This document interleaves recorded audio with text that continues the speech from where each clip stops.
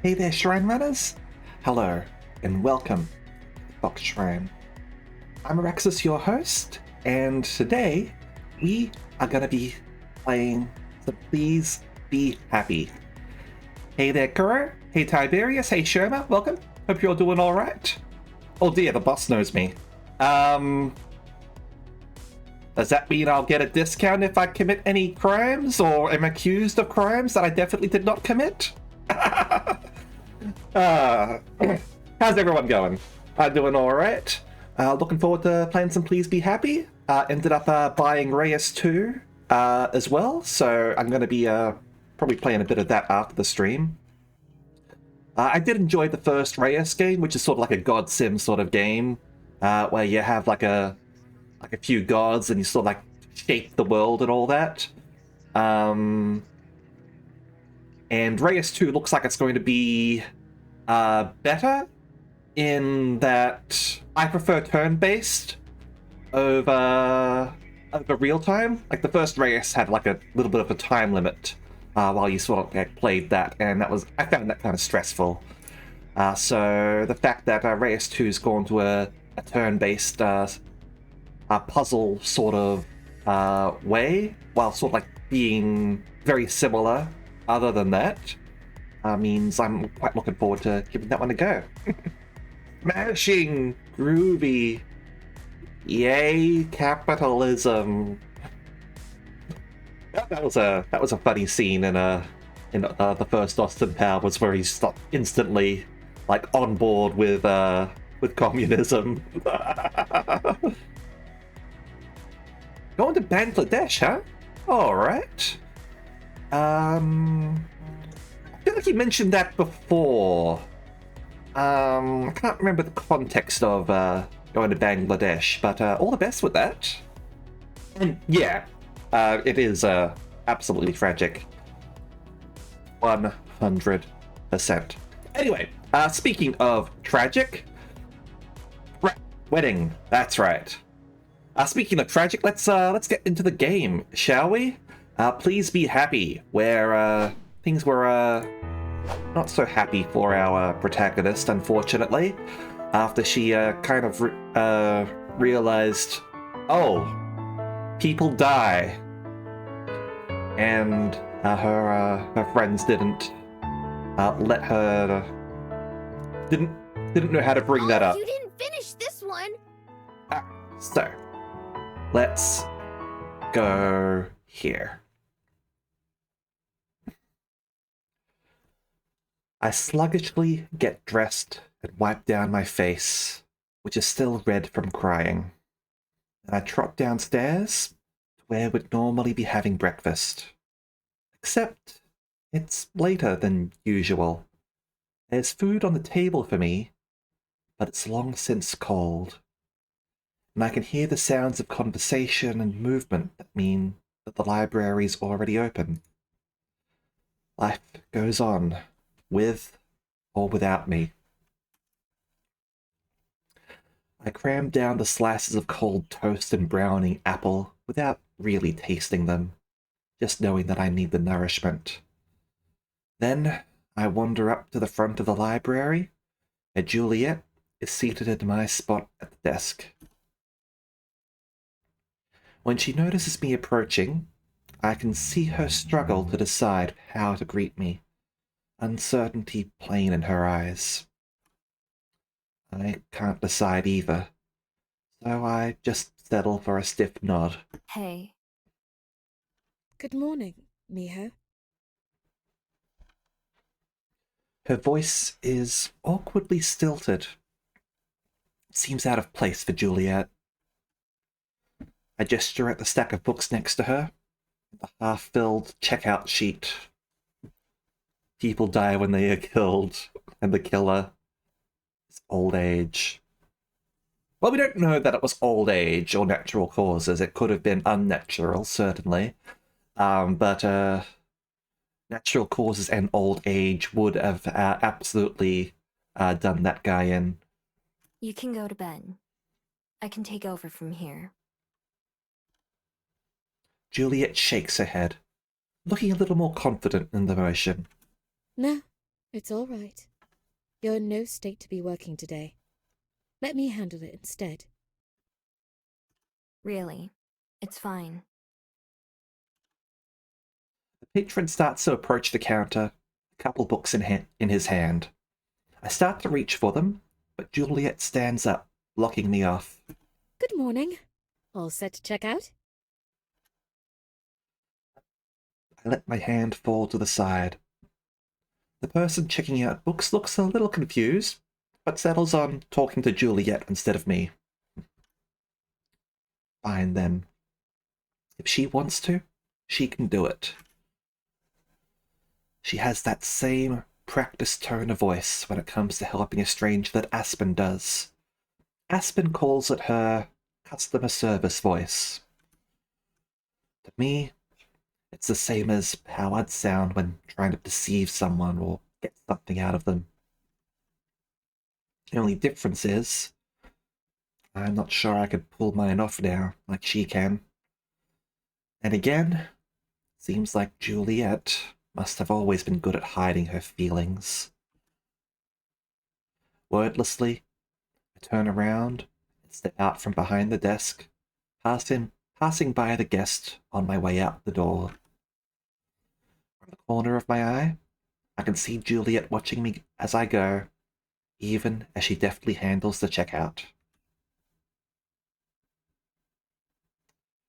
The fresh air is an instant relief, and I gulp it in as I stretch out my arms, just basking in the sun for a moment. I start walking to the Bell House because I need to see Aspen before it gets too late. Fortunately, we had a late breakfast yesterday, so I have a bit more leeway than usual. I do my best to keep my head empty on the way there, because if I let myself think, it'll turn bad. So instead, I just focus on putting one foot in front of the other and paying the minimum amount of attention to my surroundings. Just enough to get me there. Aspen herself is working the counter when I enter the cafe, and she waves eagerly when she sees me. Oh, Miho! I was just thinking of taking my break early to come see you. Juliet said you were feeling a little under the weather this morning. I make my way up to the register, staring blankly at the menu. I could actually read some of it if I tried. I'm not. I can see what she means. Are you all right? I shrug. Yeah, I'm fine. Let me get, The names of the different drinks that I like all swirl around in my head, but somehow picking one feels like an impossible challenge. I wasn't actually planning to stay or get something to drink. I just started ordering out of habit. whatever you recommend. Frowning, Aspen taps something into the machine. I reach for my wallet, but she waves a hand to stop me. It's on me. Go sit down and I'll bring you something soon. Thanks. Leaving her to that, I trudge to a booth and sit down, resting my head on my arms and closing my eyes. Could have just come inside and left again as soon as Aspen saw me, but I know that I wouldn't feel any better anywhere else I could choose to go. At least this way I get a free drink out of it. I don't open my eyes again until I hear the sound of Aspen setting a cup down in front of me before taking a seat herself. Thanks. Again. Sitting up, I have a taste of whatever it is Aspen brought me. It's scalding hot and bitter. What's in this? Coffee! I don't like coffee. What else? Espresso? You look like you need it. Gingerly, I take another sip. bracing myself against the heat this time. One of your recipes? No, I don't know who invented it, but it's been my go-to for years when I need a pick-me-up. Don't you feel more awake now? Needs more sugar. The aftertaste lingers in my mouth, but I drink some more anyway. Unfortunately. Then it's doing its job. You really do look a mess, though. Were you crying? As soon as Aspen takes a second to look at my face, I see her take on that same look of concern as Juliet. I raise my cup to my lips again, just to hide myself. Yeah? There's an awful scraping sound as Aspen slides her chair a little closer to mine, taking one of my hands in hers. I pull away immediately. Sorry, I should have asked first. What's wrong? Did I do something? It's more what you didn't do. Her face starts to redden, and I already know what's coming next. It's fine. I don't know how to respond, though instead, I opt for a question that's been lingering on my mind. Do you know who Cosette is? Cosette? No, I don't believe I know the name. Is she a friend of yours? No. Don't worry about it. If Aspen doesn't know, I'm not going to be the one to tell her. Still, it doesn't surprise me in the slightest that Juliet never mentioned her before, even though the two of them are supposedly close friends. As for my human, though, may as well just get it out there. At least then we'll all be on the same page. I found out my person is dead. Yep. Though I've been sitting with that thought for hours now, it's the first time I've said the words out loud. To my own surprise, they come out as steady as everything else. At least I don't feel like I'm going to cry. Oh, Finally, I glance at Aspen herself. Just like Juliet, I can see her eyes widen and mouth drop as she tries to think of something more to say. And you knew, didn't you? Her hand toys uselessly with an abandoned straw wrapper on the table. Hey there, Kailash. How you going? I suspected as much, yes. I sigh, not surprised at all. I didn't even have the energy to be that upset compared to when I was dealing with Juliet. I mean, it's like the kind of person who, like, says sneaking, sneaking, sneaking, sneaking, sneaking, sneaking, sneaking, sneaking, and like verbalizes the onomatopoeia as they're sneaking, right? I'm sorry, It's okay. Juliet already said it. Well, I'm saying it too. I'm sorry. It seems you probably didn't find out in the best way. Not that there is a best way. I mean, of the ways to be told, like, Juliet really feels like she went for the, like, most dramatic and cruel reveal. Because she didn't just want to, like, say it, like, a lot earlier. Oh, RimWorld, nice. I need to play some more RimWorld, especially with the Anomalies expansion. Last time I played, I kind of, I kind of made the game slow down too much by raising too many chickens. I'm guessing that's what happened anyway. Like, the game started chugging a lot, and it was probably because of animal ranching. And, like, yes.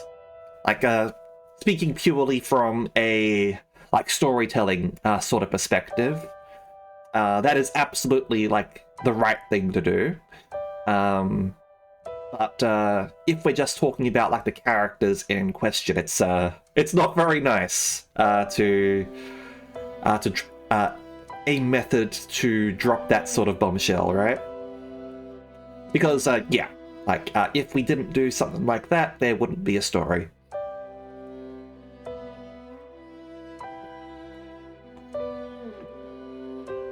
Get. Yeah, fair enough. Makes sense. I'll next time I play RimWorld, I probably won't go so heavy on the ranching. It as fun as it is to have like a huge flock of chickens and like eggs and stuff, the amount of chickens that you end up getting, and like the amount of processing that you sort of have to do for like that pathfinding and all that, it's too much. It's not worth it. Stick with farming. Stick with agriculture. That was why we were afraid to tell you. We didn't know how... Actually, I'm just going to stop talking. Really? It's fine. Alright. I don't play Vanilla Expanded. I play slightly modded, but more UI and cosmetics for the most part. I think the most advanced I sort of get is like a couple of like hauling mods to make pawns like haul better. Because I get annoyed when I see the pawns like pick one thing up and they're capable of picking up more things, and like try to command them like pick up the rest of it, damn it. So yeah, I've got like a hauling mod on like that, and yeah, a few sort of like prepare carefully, that sort of thing, and I think I ended up getting like one that sort of like creates like sprites or like artwork for the pawns as well. Not AI generated art or anything like that. It's sort of like a combination of like artworks that have been like pre sort of like drawn, associated with like different traits and all that. I cut her off flatly before she could start over apologizing. Being apologized to makes me uncomfortable, like an itch I can't scratch.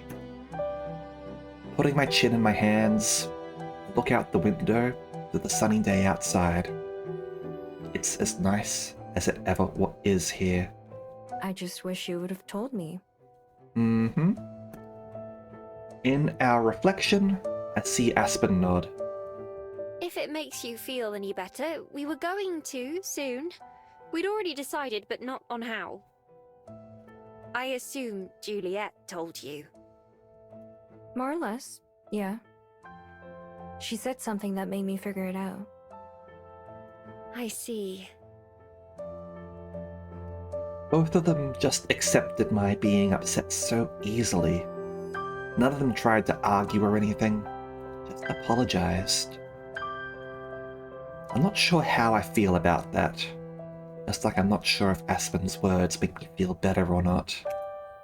But also, I have to ask what I'm getting out of doing this to myself, and to her, and to Juliet. Sitting here silently, stewing in my emotions. What felt like burning rage last night now feels less explosive.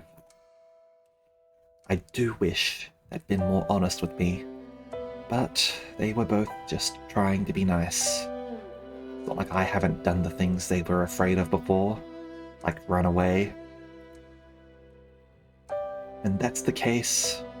Is it really okay to still be upset with them? Sorting through complicated emotions is difficult. I like when things are straightforward. I know to be sad or mad or something else. Right now, seeing how sad it's also made Juliet and now Aspen doesn't make me feel better either. Yeah, feelings are complicated. And like you, I think Miho's like absolutely justified in feeling upset here. Like maybe not necessarily in feeling like upset forever or anything like that, but like that's just like emotions for you, and people like go through them in their own way. And yeah, some people it takes longer, some people it takes shorter. They're tricky. If nothing else, I should at least tell them how I feel, or try to. Closing my eyes for a beat, I make my first real decision since leaving Cassette's grave with Juliet yesterday. Are you busy tonight? I want to talk with you and Juliet. Together. She startles at the sound of my voice. I guess she didn't expect me to say anything else. I'll be there. Just tell me when. I don't know yet. I have to ask Juliet, but I'll have her let you know. Okay, that works for me. I stand up slowly, and Aspen does the same. I can tell from the way she's still fidgety and nervous, though. Something's bothering her. There's a tiny pop. She snaps the paper straw wrapper in half. Can you tell me one thing, though? Are you leaving? She's really worried about that, isn't she? I feel a bit more confident about one thing as I shake my head. No. I won't go anywhere. Alright. Well, looks like we are going to the Botanical Gardens for our little meeting here. Let's go.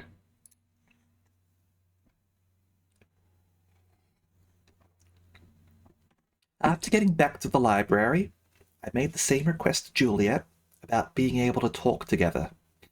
Not only did she agree, she suggested that we go somewhere else, just for a change of pace.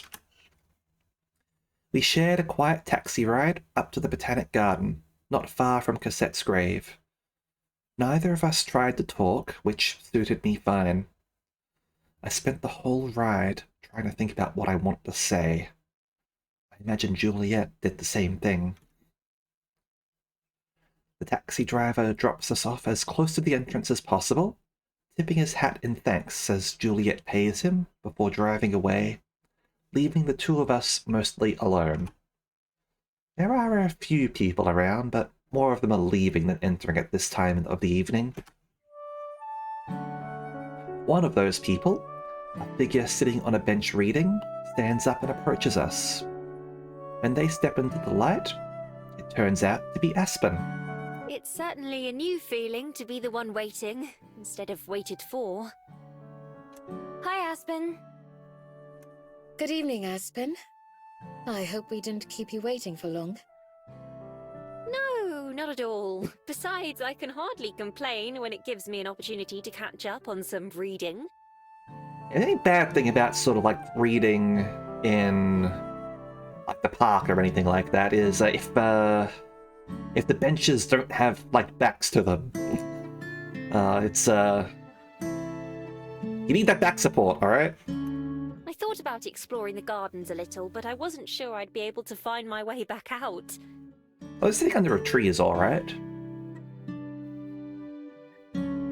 There are worse places to be lost, at least. Thank you for indulging my request to come here in the first place. It was a good idea. Not to say the library's gotten boring, but... We never really go anywhere else? You never take me out. I feel better now than I did this morning. At least enough to make a couple jokes. A lot of things still weigh heavily on my mind. I'm determined to not just be an emotionless rock. It wouldn't help anyone. Precisely! I've never been here before either, so I'm eager to see the gardens. It's been a while since I've been here myself. but I believe I remember a nice spot I used to visit with. Instead of finishing her sentence, Juliet simply begins walking. Her cane makes a steady click, click sound as it taps against the stone path.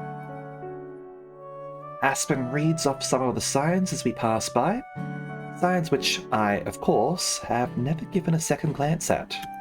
Stonebridge Gully. That sounds rather poetic. Perhaps I'll use it in a story sometime. Joke's on you, Aspen, it's been used in a story right now. Ah, Pine Hill Path too. Whoever named these gardens was having fun, weren't they?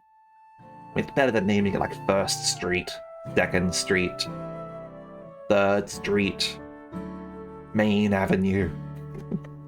Juliet still seems preoccupied, not ignoring us, but not seeming to pay much attention either. She does wait while Aspen pauses to read one of the big signs that talk about the gardens. She writes a little bit in her notebook and scurries back to us. 4th Street, yep. I remember, I don't remember where this was, but like I remember sort of like looking at like the street names of like one place and noticing a theme as I sort of went. And like all the streets in that particular area had been named after like Shakespearean characters. So there was like Othello Road, Oberon Road, or Street, or whatever. It was rather cool. Must sleep now. Enjoy Fox Yuri. Happy Pride Month indeed. Although, why just a month? Why not be prideful all year, right? We can't be locked into a single month.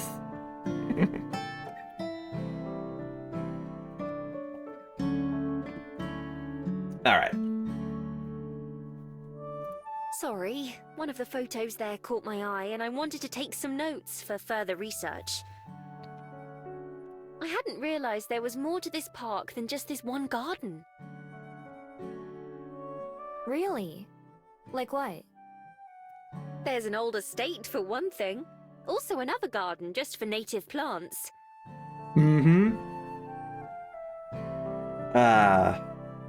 Generally, if you're pissing off reactionaries, you are probably doing a good job. There's even a cemetery not far away that's apparently part of it. Aspen. Foot. Mouth. The steady rhythm of Juliet's cane misses a beat, but she keeps walking. After a short uphill stroll, we reach our destination. A small brick path juts off the main road, leading to an overlook covered by a glass roof. Hey there, Callista! How was your stream? Those who don't know me, I am Araxis Denacia, your revolutionary bartender, and we are playing Please Be Happy. I'm not going to say we're doing it for Pride Month, because I say that why just restrict Pride Month to a single month? It should be Pride all year round. And you're playing this before this month anyway, so... How was your stream?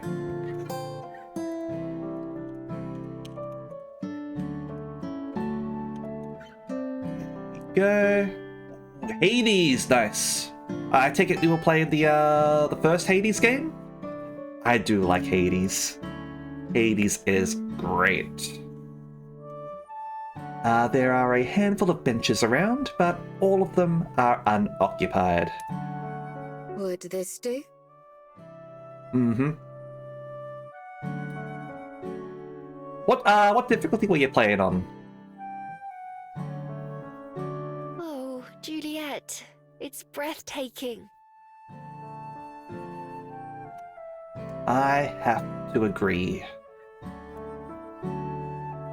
Aspen walks slowly to the edge of the overlook, pressing a hand against the glass. She looks out over the view.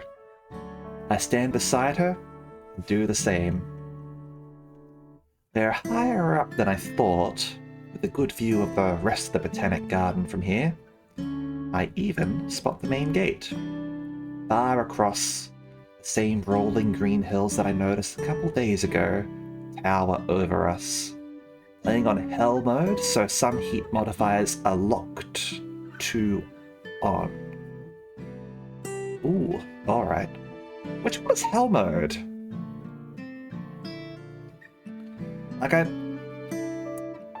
know I had like heat modifiers on, but I don't remember hell mode. Fresh playthrough. Okay, I see what's going on. So hell mode is a fresh playthrough, and it's starting off with heat modifiers despite having no unlocks. Alright. Okay, yeah, that's gonna be nasty. Gotcha. Alright. Have fun. Ooh, take a screenshot and post it, if you're able. God, my face turned into paste. Well, if you're able to rhyme, then you're doing all right.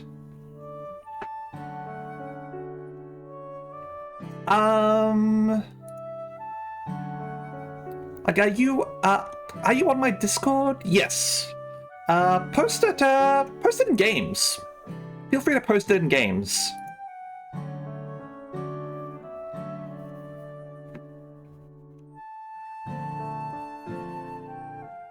And I maybe just mention a few things that you might want us to focus on as well, because, like, obviously, RimWorld's a little bit abstract, so it would be good to sort of like explain for people who don't necessarily play RimWorld, to understand a few things that might be going on.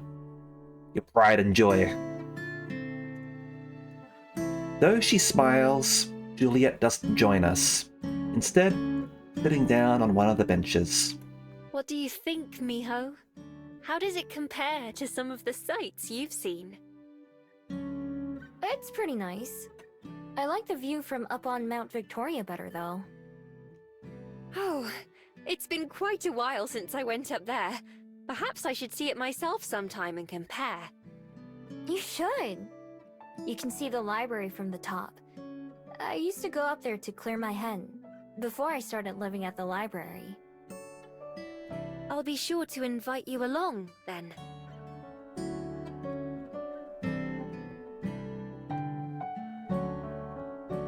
She lingers for just a moment more, gazing out at the darkening sky, before taking a seat on the bench across from Juliet.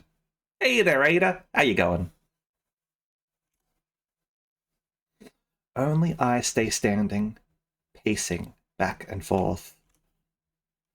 Despite the pleasant chatter just a moment ago, now that we're all here and settled, both Aspen and Juliet sit quietly but expectantly, waiting for me to speak first. Well, this is one of your favorite scenes, huh? Alrighty then. Since I was the one who asked them to come here, it falls to me to start the conversation. But where to even begin? I've been thinking about that all day, and I have decided that maybe I should just start at the beginning. The very beginning. Alright, I'm just gonna quickly go and have a look at that. Alright. Ooh, alright, going for... Okay, I like that it isn't just a grid or anything. I like that you've sort of got some planning going on there as well, with like rooms and all that. That looks nice. I like it. You got a nice thing going on there. I'm not good at RimWorld, okay? I am not good at it. But I do enjoy playing it. If you ever write a Polyroot fanfic for Please Be Happy, this is where you'd have her confess. But even though the root split isn't for a bit. Okay, cool. I never told you anything about my person, right? About Changin. It's a shame that they weren't able to raise the funding for the Polyroot. They both shake their heads.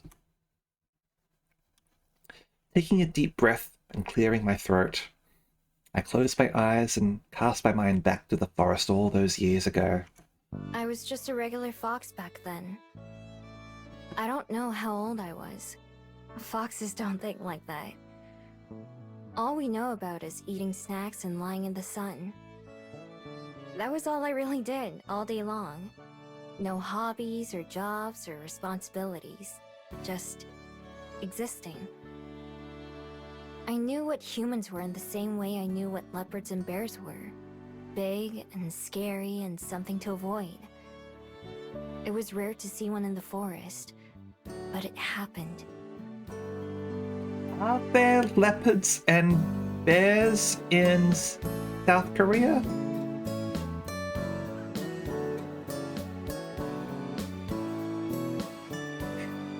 Maybe bears, I don't know. I don't know the fauna and flora of South Korea. Most of the time, they were noisy enough that you could hear them coming from far away and hide. Oh, alright. That would be nice if they were able to come back to it. I can understand why they might not. Being a game dev is not easy, and like you're often making several games at a time in order to like release them and all that sort of stuff. And you can't necessarily count on a long tail or anything for games. Like usually most of the game sales are like when it first releases. You can't sort of count on becoming a cult classic that people continue to like come back to and buy and all that. But the fact that there is hope for it would be nice. And oh yeah, if they do end up doing like a Switch port for it, then like yeah, that's a perfect excuse to sort of like do like an update as well, right? That was the first thing that was different about my person, Chongin. I was taking a nap in one of my favorite spots, an old log that had fallen over. Chongin came all the way over and sat down before they woke me up. And when they did, I panicked. I ran and hid as fast as I could. Hopefully you don't get like a toxic storm event, Kailash, because those can be nasty for food. I think they were surprised too. They didn't try to catch me or stop me. Instead, they kept their distance and tossed me a little bit of the meat they were eating. I didn't trust them and didn't know why they were sharing, but it smelled pretty good. So I grabbed the food and ran away, and eventually they left. When I went back to my log the next day, Chongin showed up again too. I ran away again, but they still didn't chase me and let me come back on my own. We did the same thing the next day, and the next day, and the next. Domesticate the fox. Then, one day, I was in a new part of the forest. I liked wandering around even as a fox.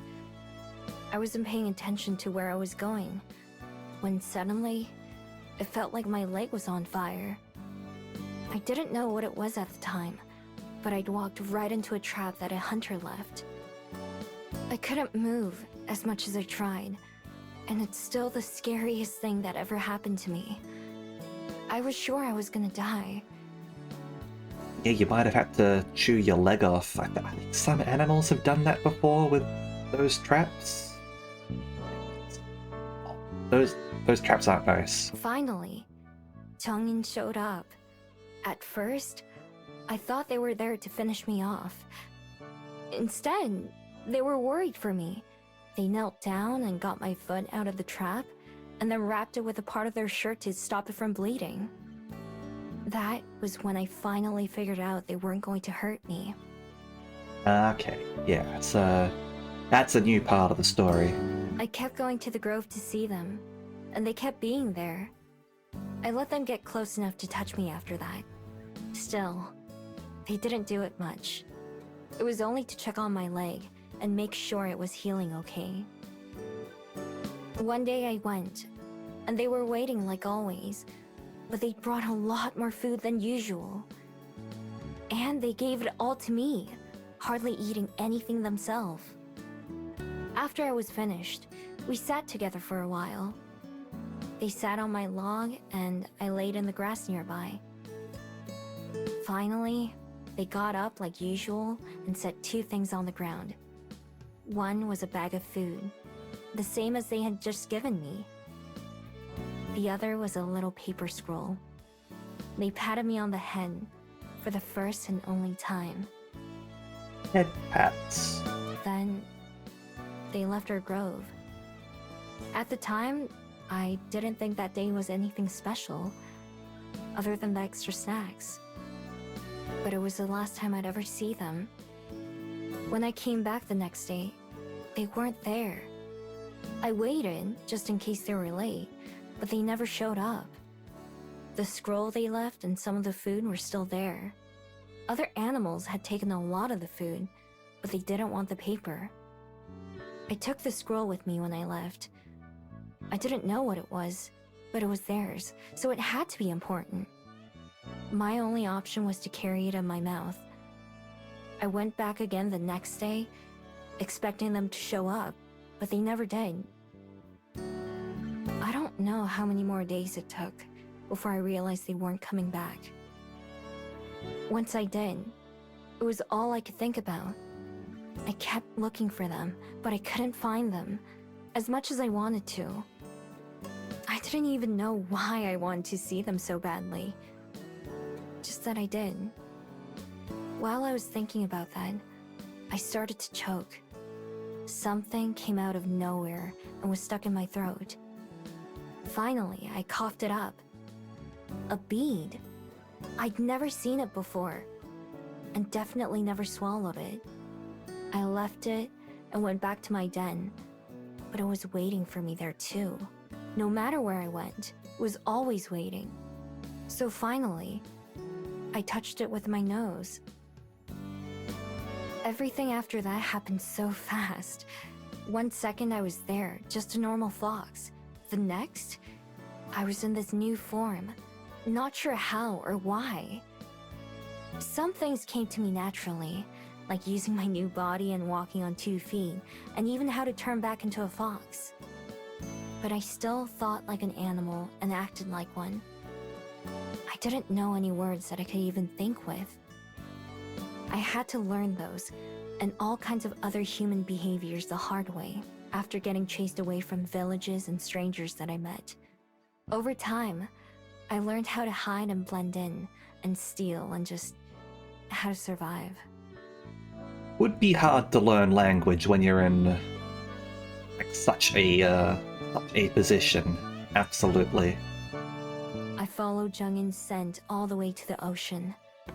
I'd never seen so much water, not even close. I had no idea how huge it was. I boarded a ship like Jungin had, not knowing that it would take me somewhere different than the one they took. And I've been looking for them ever since. I open my eyes again. They're heavy with tears, but this time I don't try to hide them.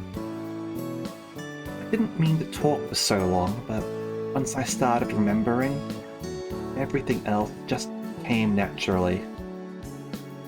This game's quite nice. This one was recommended by Callista. I believe Callista's already played it on her stream. She really enjoyed it. Yeah, as we favorite visual novel. Twice. Okay, nice. Turning to face Aspen and Juliet, I see that they're crying too. Playing it twice because, like, both routes, or what?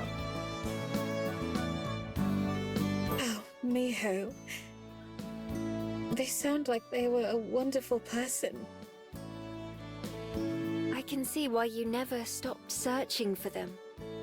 They were truly special, weren't they? They gave me food and freed me from a trap. Yeah. Yeah, they really were. Remembering how their hand felt on my head, the softness of their touch as they inspected my leg. Those thoughts hurt as much as the hunter's trap did, but also They make me smile, too. Hold on.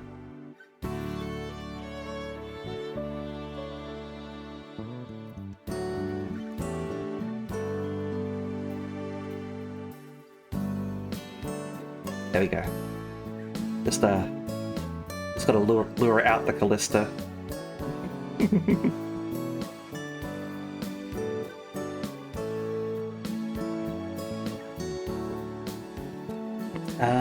Yeah, also make me smile too.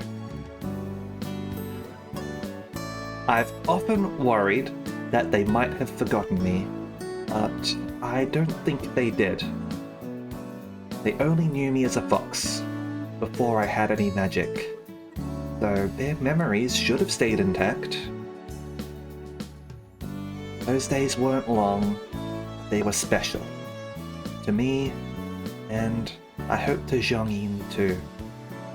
And so, I don't want to let them become painful memories. I want to smile when I think about them. Anyway, I'm sorry for getting so mad at you yesterday, Juliet. And for how I acted this morning with you, Aspen. I know that you both just wanted to keep me from getting hurt. But that's another thing, too. It feels like you're always looking after me, or taking care of me. There are lots of things I'm still learning, but I'm not weak. I've taken care of myself for a long time, you know. This is a good way of expressing yourself. You're being very forthright and honest. Showing remorse for like how you lashed out, but like also like understanding that your feelings are legitimate and that maybe they should have trusted you to be able to hear the news. So, I don't want it to be like that anymore. I want you to be honest with me from now on, both of you. Even if it's something that would make me sad or angry. I promise that I won't run away without saying anything. I won't just disappear no matter what happens. Because if we're really friends, then we should trust each other, right? That's one of the things I've learned. Having said everything I wanted to, I finally sit down, picking a spot between the two of them, just like at breakfast every morning. Yeah, that's nice. Speaking of cheese, what is everyone's favorite cheese? It's a bit hard for me to choose my favorite cheese.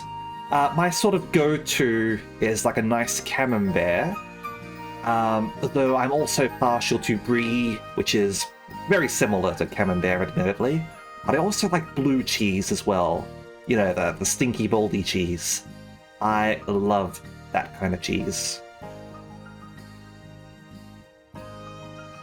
Ooh, the kind that fits in your mouth. I see you are a woman of culture as well, Callista. For a second, the three of us sit there quietly. Then Juliet begins to speak. I hear what you say, Miho. And I agree. You're not the only one still learning things, you know? I have a long way to go too. Yeah, no problem, Kailash. Hope you have a good lunch. For years, I felt it for the best to remain open, but guarded. If I maintained a comfortable distance, even from those I call my dearest friends, then I would be protecting myself. Mozzarella's your favorite cheese, huh? Alright.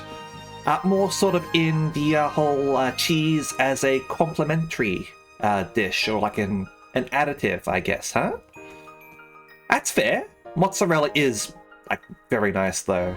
I do enjoy like having mozzarella with a variety of different foods, whether it's like pastas or like a stroganoff or something like that.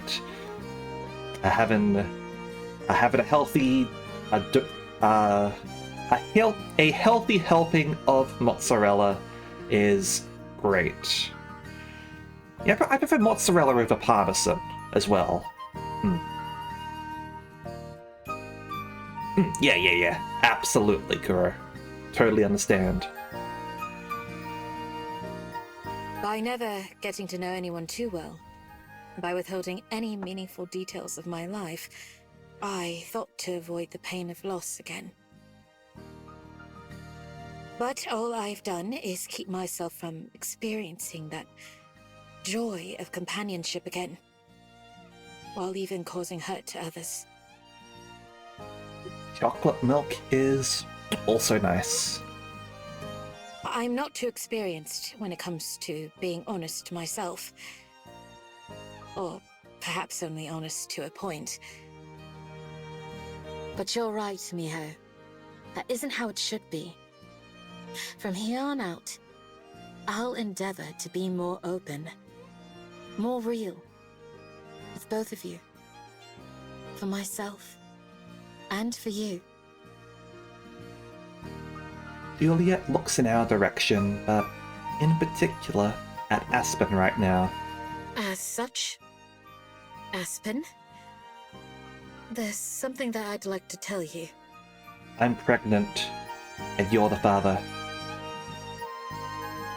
He begins telling Aspen about Cassette, in much the same way she told me yesterday. I sit quietly and think about what she said. Hearing Juliet describe herself reminds me of me. In the end, we've both always been running away, haven't we? Despite how perfect and put together Juliet's always seemed, she's actually been struggling just as much. She was just better at hiding it than me. As Juliet recounts the vow she made in honor of Cassette, I see Aspen is listening with rapt attention, like when she gets really absorbed in one of her books. When Juliet finishes her story, both of them have to wipe their eyes. Aspen rummages around in her bag and pulls out a small pack of tissues, offering one to Juliet, or noisily blowing her nose and wiping her eyes. God, that's certainly a lot to take in. I don't have anything to say to either of you. I've always been honest to both of you. And honestly, you two were taking advantage of my honesty. So, fuck you both. I'm out of here. No, sorry. Sorry. Thank you for telling me, though.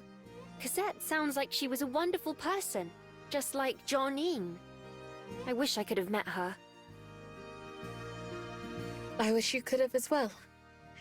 She would have had endless stories to recount, and I know she would have loved to share them.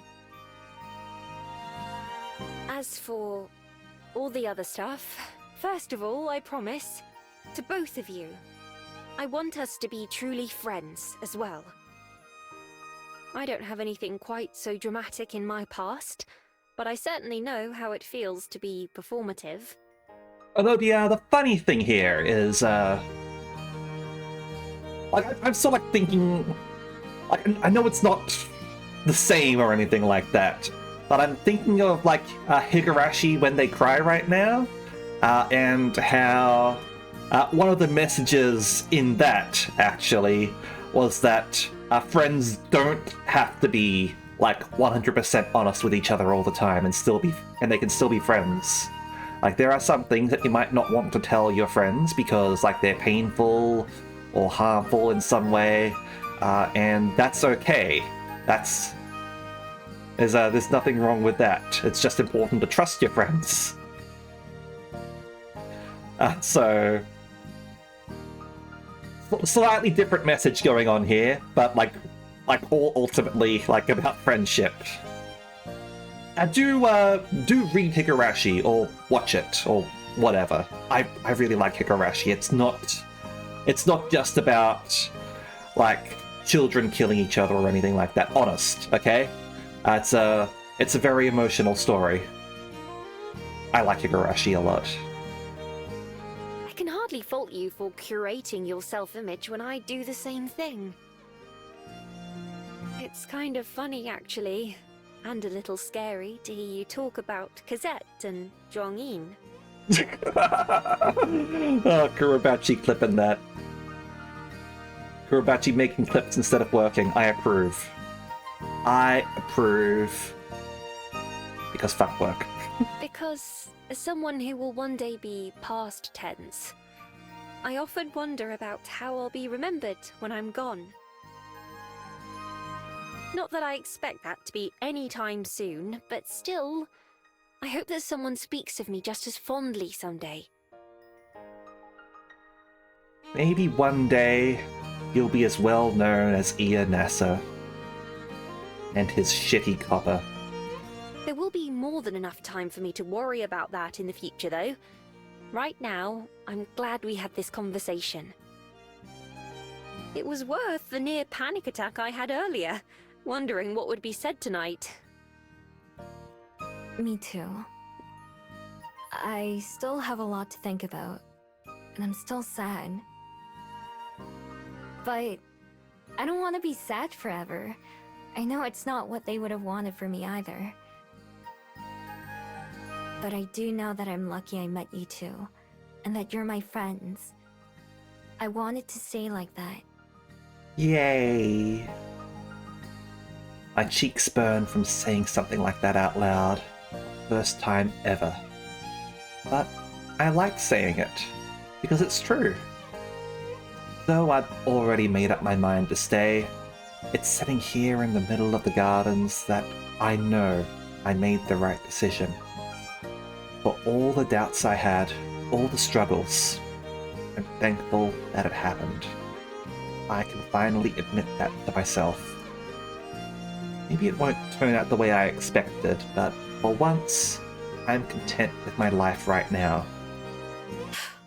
Well said. And don't worry, Miho. We're not going anywhere. Except for ice cream, everyone! Even if it's not always perfect, it doesn't need to be. Just like Juliet. Oh, Miho, I'm glad too. The first time you stepped into the Bell House was one of the luckiest days of my life. All I have to do is keep trying. Like Aspen. Got a short break right now, so I will be back in a few minutes, alright? And then we'll resume learning how to be happy, okay?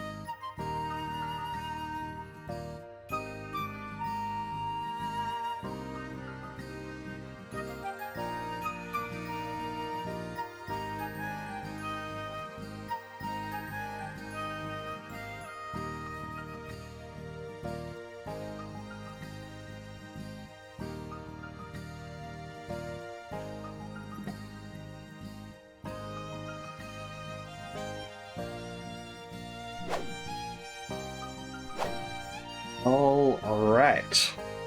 Let's get back into the game, shall we? All I have to do is keep trying, like Aspen. So, maybe another first time would be appropriate. Hopping up from the bench, I grab Aspen's hand and Juliet's hand and pull them to their feet. Then, spreading my arms as wide as I can, I pull them both into a hug. Without hesitation, I feel them embrace me in return. From that first day at the cafe, all the way to now. It's chilly out here in the gardens, in the cool evening air. But it's warm in Aspen and Juliet's arms, and I smile to myself and to them, and to anyone who may be watching. That's us! We're watching! Mine too.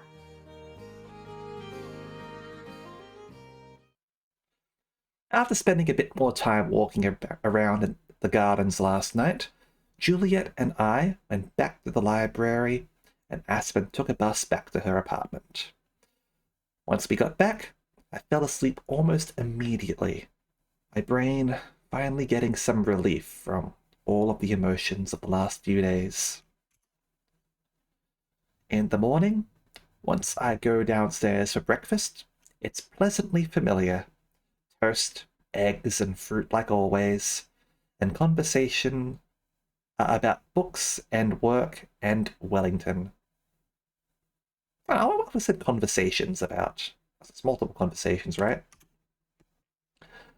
After cleaning up, but before Aspen departs, Juliet clears her throat. By the way, Aspen, I do believe this weekend is a special occasion. Am I correct? I had been trying to ignore that until now, but yes. Wait, what?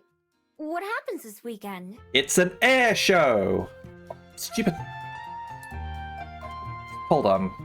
Give me a moment.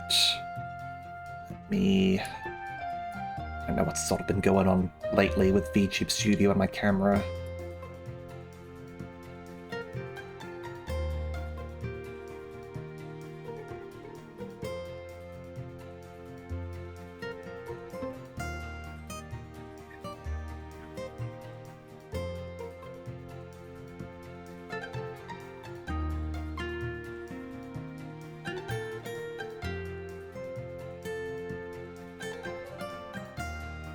Okay, well, that fixed it. Kind of just nudged my camera and that sort of fixed it. I wonder if it was like just the not plugged in or something. I don't know. Yeah. Could be it. Just do that real quick. Okay. Anyway. Yeah, so what happens this weekend? I'm hoping for an air show. This Friday is my birthday.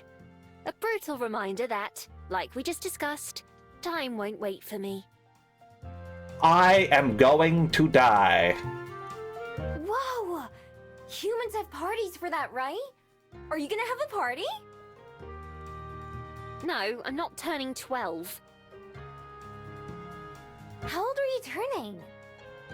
Not 12. 13? I thought parties were a thing you got to do your whole life. Yeah, you can. That's up to you. Yeah, exactly. You just don't have to celebrate like the same way. Like instead of like wearing party hats and playing pass the parcel or things like that, you can like go out with friends to, like, I don't know, go see a movie together, like as an excuse. Have like a nice fancy dinner, and you can have a cake there as well, because cake is awesome. That's not fair that only 12-year-olds get to have them.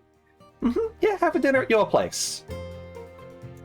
It's not like that. They're just one of those things that you grow out of. That sounds like a you problem, Aspen. Why? Why what? Why do you grow out of them? Her brow gets some more creases, like she's trying to explain this as much to herself as to me. Yeah, skill issue.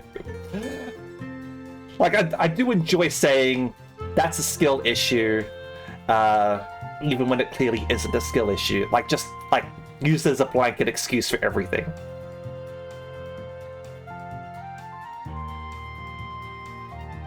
Yeah, I can't have a party for my birthday because I'm not 12 anymore. Yeah?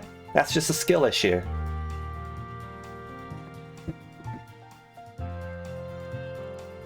It's just part of being an adult. You get older and older and you reach the real world and then you don't feel like having a party, I suppose. When you're young, it's exciting getting older because there's so much you can't do as a child. Once you're an adult, you realize that what you thought adult life would be like isn't real. Yeah? Yeah, Aspen? Let me tell you this. As a child, you might see that there's like a block of chocolate like in the fridge or something like that, okay? And like you go to take the chocolate because you want to eat chocolate. And then your mum or your dad or something like that says, no, you can't have that chocolate because you're going to ruin your dinner. You're going to ruin your appetite. That chocolate's for everyone. So you put it back, you might get like a few pieces if you're lucky, and then you go back to, I don't know, like playing with a stuffed bunny or something, okay? As an adult, you can go to the shops and be like, I am going to buy a block of chocolate. And this is going to be my block of chocolate, and I am going to eat it all at once because I am an adult.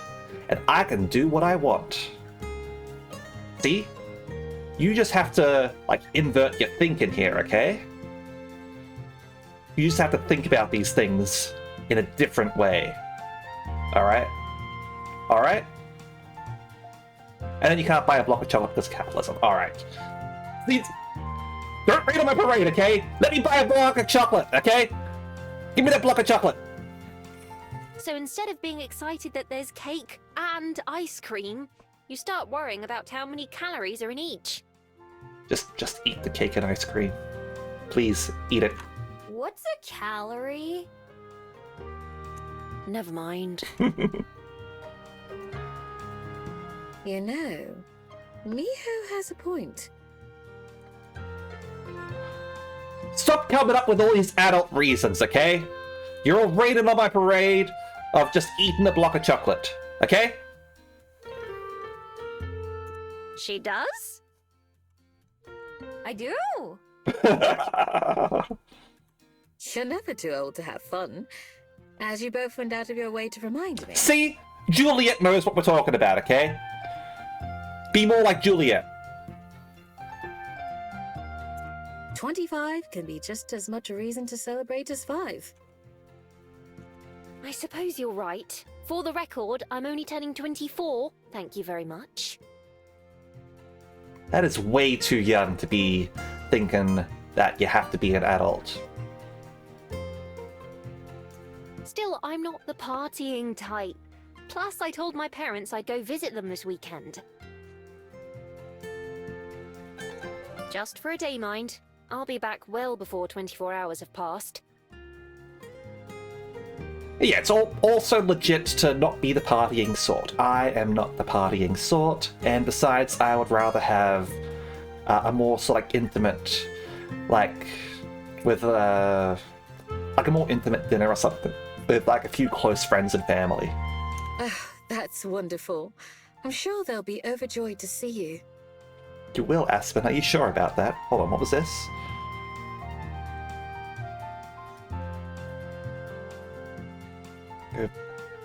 Go visit your parents. Oh, right. I'm sure they will be, at least for a little while. I still wouldn't want to stay for more than a weekend, even without Miho to keep in mind. Longer than that, and my mum and I would probably go crazy. I wonder if video chat counts. Like, what if you like video chatted? Would that count as encountering like Miho for the whole time limit thing? I'm not leaving Welly until late Saturday evening, though. Would you mind going with me to the bus stop on that day, Miho? Just to be extra safe. Yeah, of course. Even without a party, would you let us treat you to dinner on Friday evening? We can go wherever you like. I could say something about that, but I won't. But I could. But you won't. Right? It sounds like you're saying something about it, though. You're hinting at something, Callista. I'm onto your tricks. I'm onto your sneaky ways. That would be nice, thank you. No gifts, though. It won't be a party. That's easy, because I wouldn't know what to get you anyway. Get her a book. Where do you want to go? I'm not sure yet, but I'll let you two know. Maybe you can come over on Friday evening, and we'll go from there. Although I'm worried, like, that you've mentioned, like, whole route choice here. And I'm worried that that route choice is going to be like, well, I could only meet one of these two in order to, like, save their memories, and the other one's going to forget about me forever. Unless we, like, try to, like, rekindle things, but it won't be the same because, like, they've forgotten everything. Come over? Where? To my apartment? I do have my own place to live, you know. I thought you lived in the library, or the coffee shop. And, well, it isn't anything special, but I felt I should at least let you two see it. Only if you want to. Hey there, Infernal. How you going? Of course I want to! I mean it. It's the definition of average. I'm not even sure if it can fit 3 people. I lived in a dirt hole for most of my life. I can handle anything. She's right, you know. Good point. You'll feel right at home then. I'd love to come visit as well. Thank you for the invitation. As you know, I cannot go places without an invitation. Only drive through, that's annoying. Great. I'll clean up and make sure the cats are on their best behavior. It's been quite a while since we've had company. Cats! Aspen's got cats! I can't wait! Aspen has cats, Juliet has bats, and Miho has rats. Let! Oh, the dining... Oh, damn. Alright. Vandalism. I wish Miho had rats. The 3 of us chit-chat for a little bit longer, until it's time for us all to split up for the day. Miho, do you have any plans for the day? Miho would totally eat a rat. Not yet. Why? I was planning to go see a movie soon. Would you like to come with me? A movie. Speaking of, I need to go see Furiosa at some point. You're more than welcome to, of course, Juliet, but I imagine it's rather late for you. Unfortunately so. I'll be up a while longer, but I wouldn't be able to make it through an entire movie. I hope that you enjoy it, though. I understand. Miho? It's fine if you don't want to come along, but the showing starts in an hour, so we'd need to leave soon. I prefer to get there before it's crowded. Hmm. Oh, alright. Is this our choice at all? There's a special day coming up soon. Anyway, let's save here. It's not a party. Not yet. Okay. What do we want to do? Do we want to watch a movie, or do we want to rest at home? Honestly, I'm inclined to go with a movie. I don't know what the movie is, but like going out for a movie sounds fun.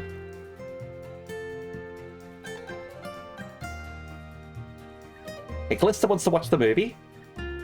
Anyone else have any preferences? Do you feel like being a lazy bum? Do we want to go out for a little bit? Movie is nice. Alright, we're watching a movie. Sure, I'll go. It's like watching a really big TV, right? Right. Precisely. I'm sure you'll have a great time. Have fun, both of you. I'll see you two later. See ya! Don't want to be, Good night! With that, Juliet waves goodbye and goes to bed. Are you ready to go? Yep, I am. Aspen leads the way outside and down the road. So what movie are we gonna see? It's based off a book that I read a long time ago. I should have mentioned that it's a horror movie. That won't be a problem for you, right? Are we watching it? Nah, it's fine. What's a horror movie? A scary movie. This one's about a creepy clown that terrorizes a small town. It really is it. I just guessed based on it being a book and it being a movie that came out at around the same time as this. So, fuck yeah, I'm so smart. I'm a genius. A clown? How is that scary? Well, he's not a regular clown, although those are frightening enough on their own. You'll just have to see, I suppose. Alright. I didn't know you liked scary things. She likes books. I don't watch them that often, but like I said, I read the book a long time ago, so I already know what happens. I mean, some people have phobias of clowns. That's fair enough. I actually like clowns. I don't think I used to like clowns or anything. But... like, yeah, I don't mind clowns. Remember... when I was at university, actually, one of the professors dressed up as a clown one time. And put on a little performance as a clown. That was fun. It's just interesting to see how well it gets translated to the screen. If it ends up being too much for you, just let me know. Not everyone has the stomach for these sorts of films. Okay. The movie theater is on the same street as the Bell House, but a lot further down. It's the one that Juliet showed me before. Back then, I told her that I didn't think I'd be interested in scary movies, but here I am anyway. It's not something I'd go see by myself, though. Aspen pays for both of our tickets, saying I can just pay her back later. We go inside through a pair of glass doors like the ones at the museum. Do you want any snacks? Yes. Of course! What do they have? Well, traditionally you have popcorn at the movies. They also have candy and other things too. I would like some pods, please. If you'd like, we can share some popcorn. We gotta share the popcorn, right? Sounds good. I've never had popcorn from a machine like that before. Let's change that then. Aspen goes up to the counter and places our order, while I wait nearby. A minute later, she approaches me carrying an enormous tub of popcorn. It's at least as big as my head, ears and all. Whoa, that's huge! Considering how much they charge for it, it's only fair. Come on, let's go sit down. Yeah. Candy bar is kind of overpriced. And that was before inflation. I follow her down a hallway and through another door, where I finally get my first look at the movie screen. Yeah, this is why you go to the supermarket beforehand, and you just take food in that way. Like that is a whole lot cheaper than buying it at the candy bar.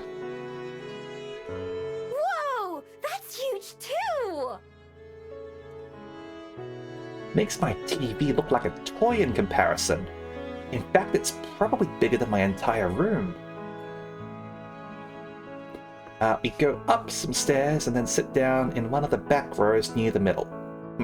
Yeah, one of the best spots. Middle back,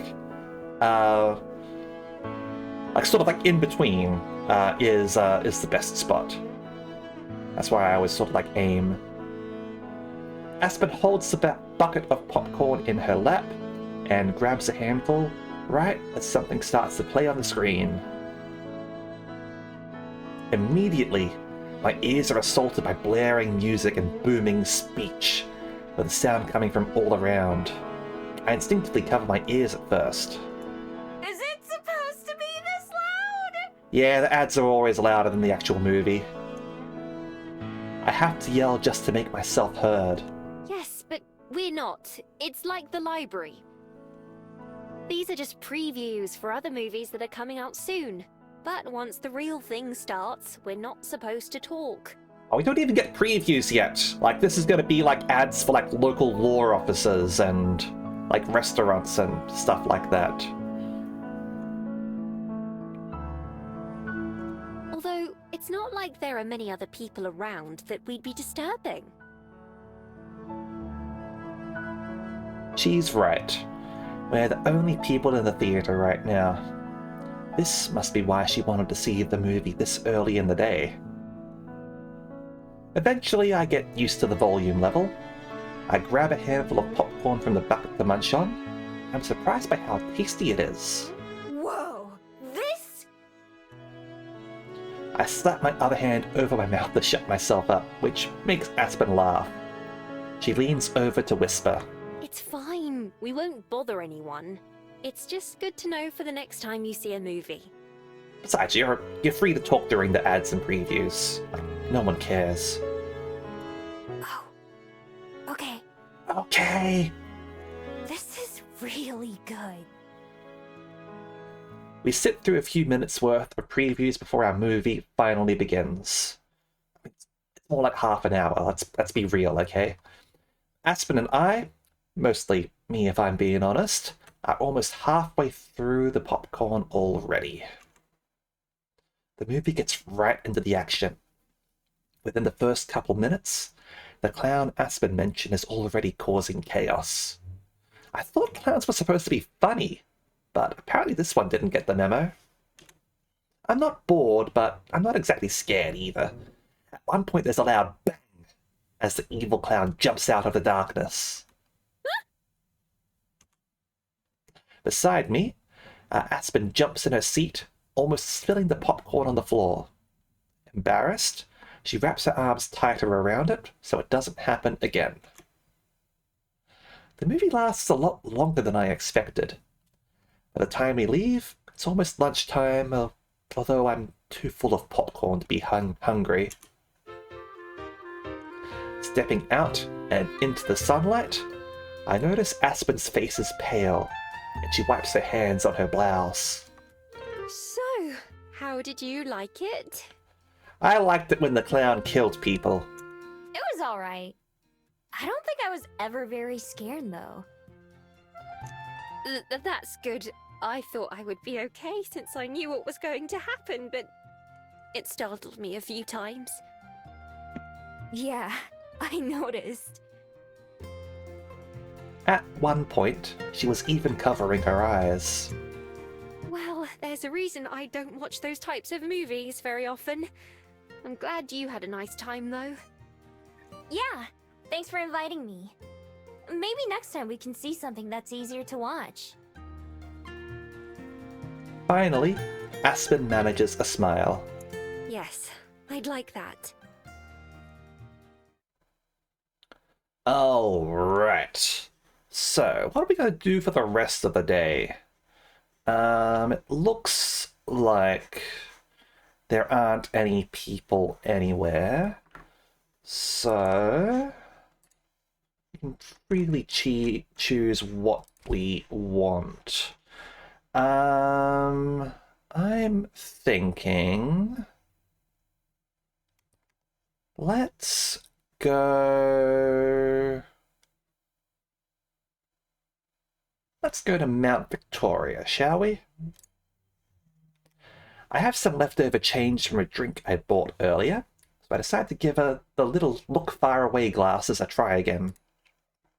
Wonder what kind of brand new sight I'll see today. I pivot the lenses left and right, getting a good look at all the little buildings of Wellington, dotting the horizon like ants in a line. But nothing seems unusual or interesting. Just another lazy day ticks by, same as any other. Maybe there's something kind of comforting about that, though. Alright, seems like we're clicking on more locations. I'm thinking let's go to the waterfront. The waterfront is always a bit of a tourist hotspot, but I suppose I'm not immune to being curious about tourist attractions. This time, I take note of a capsule machine that dispenses fortunes. I don't know how much I believe in fortune telling because I don't know that much about it, but this machine's whole gimmick is that it has a magical golden fish in it that supposedly came out of the bay and lays eggs that tell your fortune. Of course the fish is fake, and its eggs are little round capsules that you exchange a coin for. Just so happens I have a coin rolling around with the lint in my pocket, so I give it a go. The golden fish wiggles artificially as the machine groans with age and releases a fish egg. It's a little bit cute. I see why the tourists like this thing. I pop the orange capsule open and take the paper that's inside. I just realized I can't read this. I really forgot that the fortune will be all text. Oh well, I'll bring it to someone who can read it to me later. I hope it's something good. Alright, guess we are heading to Aspen's home. Everyone's happy over here.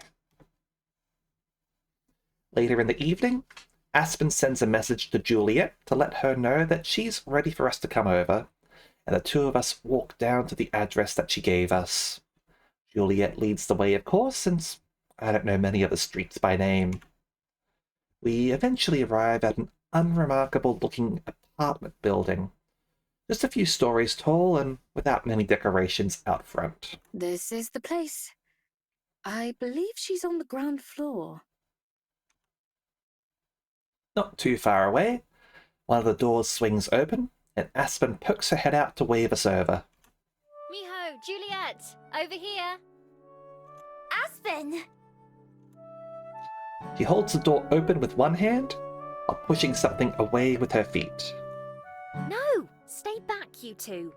Kitties! I freeze, halfway to where she is. What's wrong? I said, no, not you, Miho. I'm talking to the cats.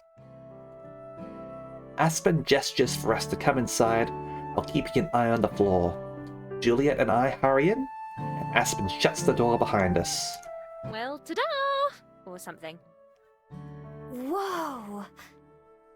You got 2 cats! The entire place is just one room, except for a small bathroom. Right across from the door is a tiny kitchen area with a fridge, stove, and microwave. Everything else is basically a bedroom. There's a dresser, a small desk with a computer, and Aspen's bed itself. Some luggage and boxes are scattered around, which I'm guessing were part of Aspen's cleanup. I hope that was the good kind of whoa. It's lovely, Aspen. I adore the fairy lights and plants. They make it feel very welcoming. Thank you for having us. Juliet doesn't sound very impressed. Yeah, thanks. It was a good whoa, don't worry. I didn't really have any expectations, but I'm still kind of surprised by how small it is. I figured she'd been exaggerating that part at least a little bit. The decorations make it feel fitting for Aspen, though. Two pairs of green eyes peek at us from around the corner, and both cats go dashing under the bed as we step further in. Sorry there's not more space to sit down. You can see why I don't have company over very often. You can sit on the bed if you'd like. Or the computer chair. The computer chair. Oh, it's fine. I'm okay on the floor. I take a seat with my back against the dresser, while Juliet sits down on the bed as invited. Aspen ends up taking the sole chair for herself. Almost as soon as I sit down, I spring back up, remembering the occasion. Happy birthday, Aspen! Oh, yeah! Happy birthday! Yes, happy birthday, Aspen. Here's to another wonderful year. Thank you. This year has been pretty good, I must say. Narrowing my eyes, I inspect Aspen, who notices and frowns at me. Can I help you? You don't look any older. Yeah, she's just 1 day older from yesterday. I'm glad to hear that. It doesn't just happen overnight on your birthday, though. Not that you would be aware of that, I suppose. Anyway, enough about that. Are you too hungry? We've already done everything there is to do here, I believe. Now you understand why I never have people over. I want to play with the cats. It's fine. I don't mind just sitting around. But, yeah, I'm always ready to eat. Nom nom nom nom nom nom nom. Have you decided where you want to go? I think so. There's a seafood restaurant that isn't too far away that I enjoy, but don't go to very often. Does that work for both of you? Ooh, seafood and eat it.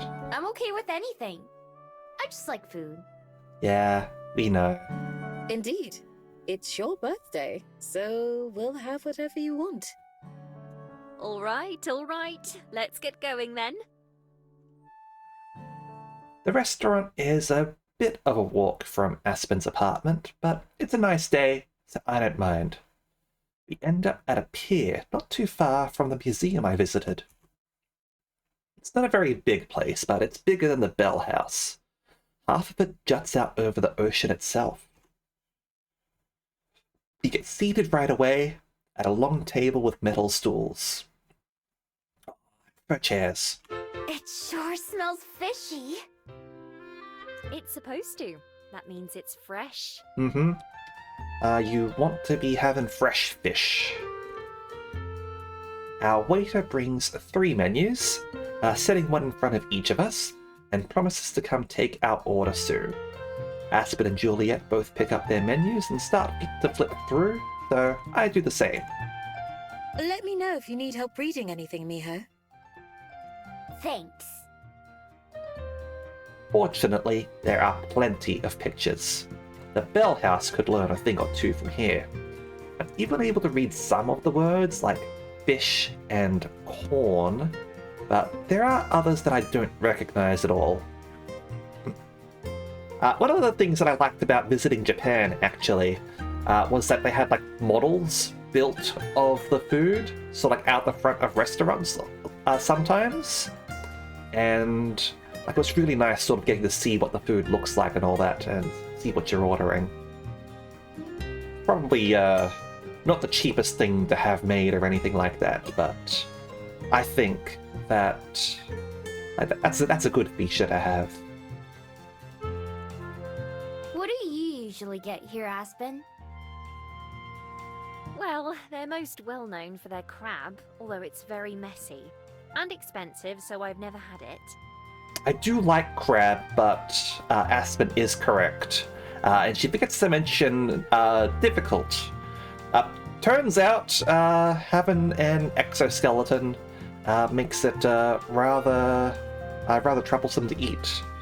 Definitely got to do a lot of cracking and all that in order to get the meat out. I usually get the clam chowder or fish and chips if I want to hate myself later. It's a fish and chips in New Zealand. Oh. powder. It's from New England. It's like a thick soup. Oh! Isn't it hard to eat clams? I've tried before, but I couldn't get past the shells. They do that for you. No shells involved. Nice. Whoa! That's nice of them. I'm sure they'd be glad to hear that. Is there something you usually order when you go out to eat? I've never been to a restaurant before. Unless you count the Bell House. Well, not as a paying customer, at least. Ooh, no, bugs. Kill the bugs, Kailash! Kill them! But I know how they work because I've seen them on TV. I hope you enjoy your first time then. I will. Both of you, feel free to order whatever you'd like. Don't worry about the price. Ooh, Juliet's paying. Yes, that's her birthday present, right? Don't worry, I wasn't.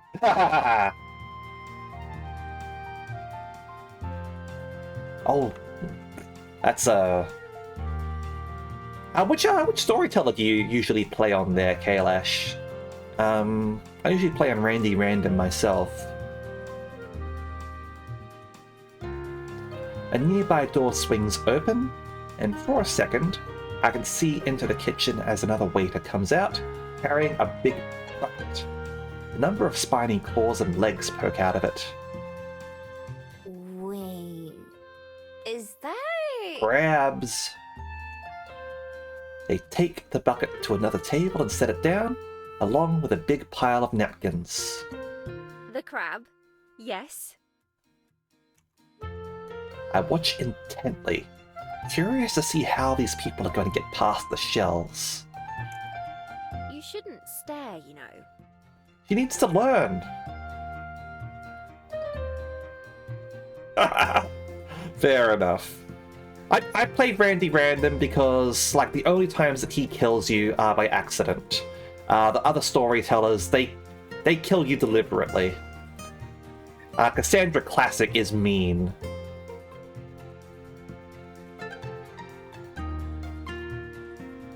I ignore her. I have to know.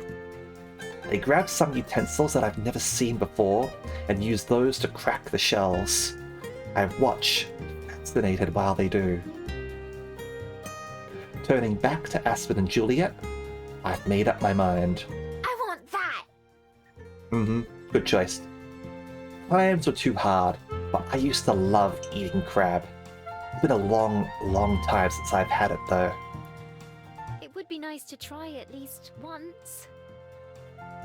Sounds like it's settled then.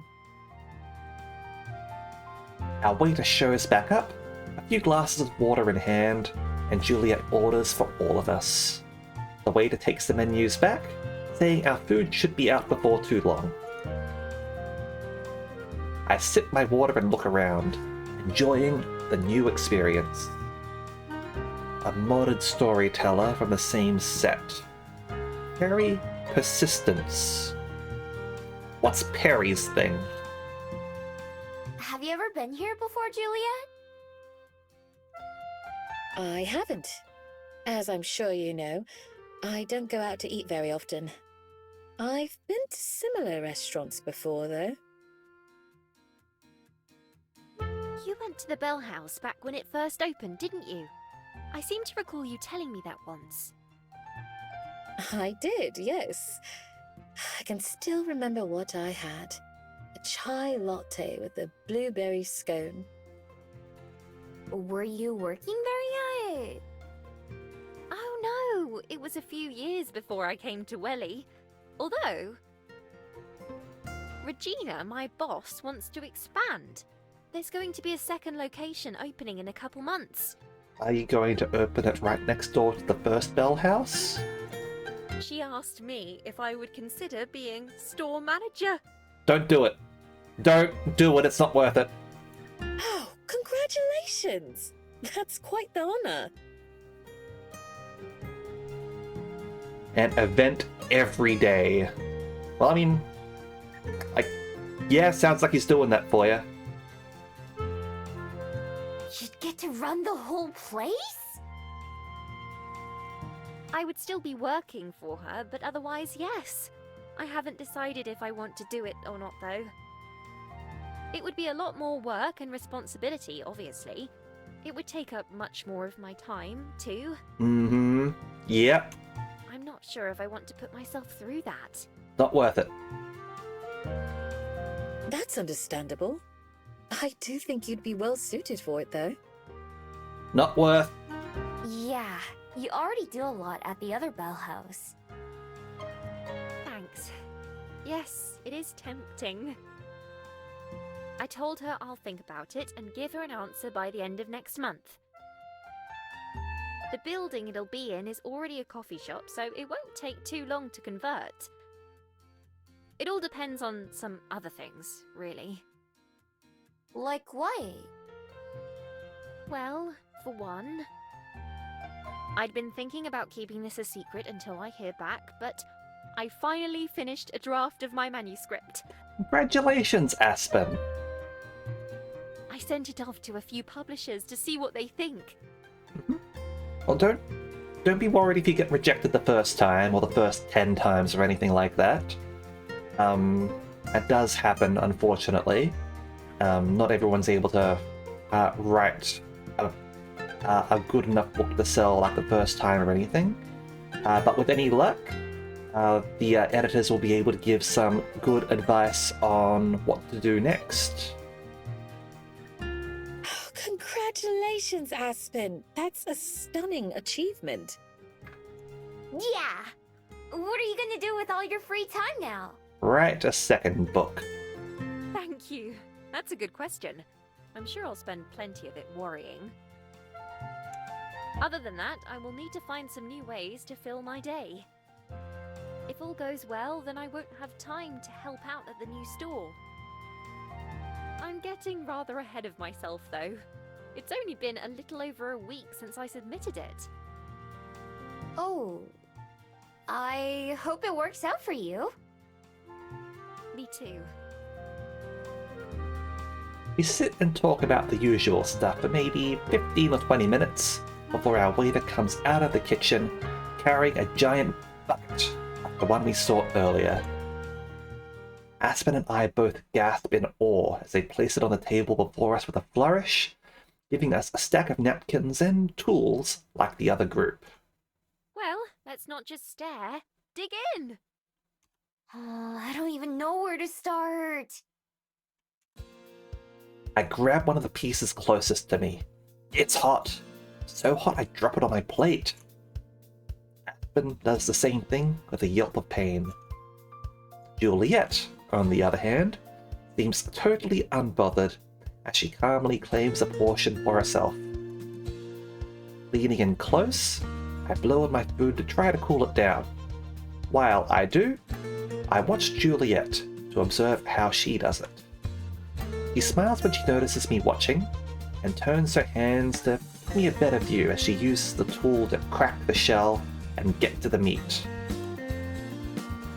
Aspen seems to know what she's doing too, once it's cool enough for her to handle. Now I just need to give it a try. Mallet, meat crab. I try to mimic what I saw Juliet do, and after a moment of squeezing really hard, it finally works. That was a lot easier than trying to use my own claws. I should hope so. I pile it onto my fork and take a big bite, finally getting to enjoy my prize. I feel my eyes go wide with how good it is. Enjoying it? Yeah! I quickly finish the piece I was eating, and rush to grab another one. It's a lot easier to crack now that I know what I'm doing.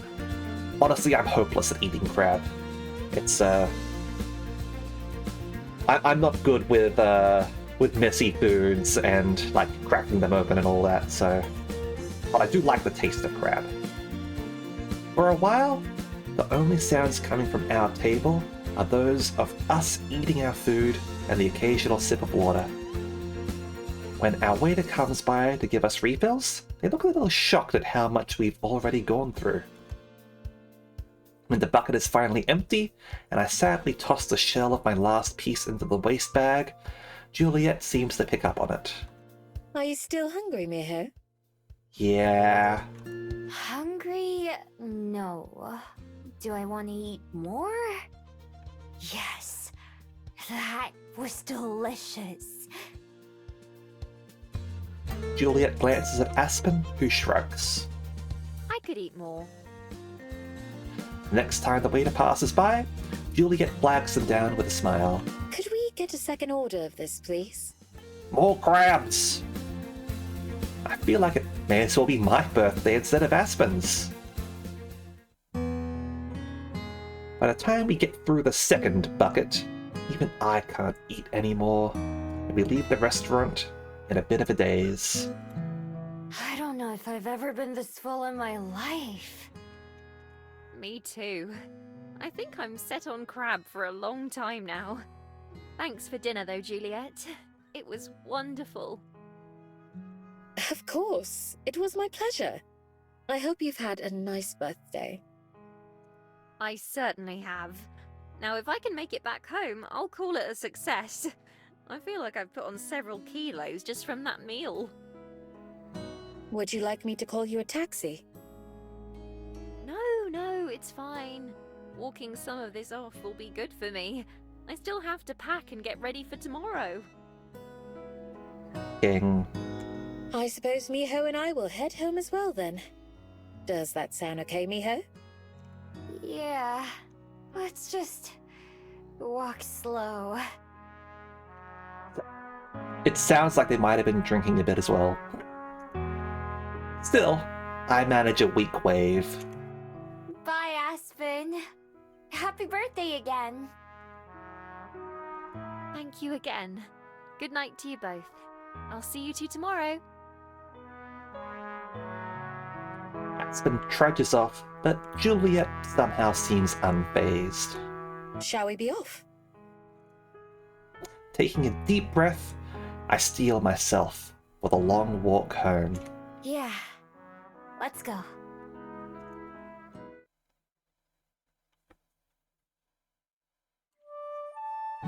The afternoon of Aspen's departure, she's unusually quiet.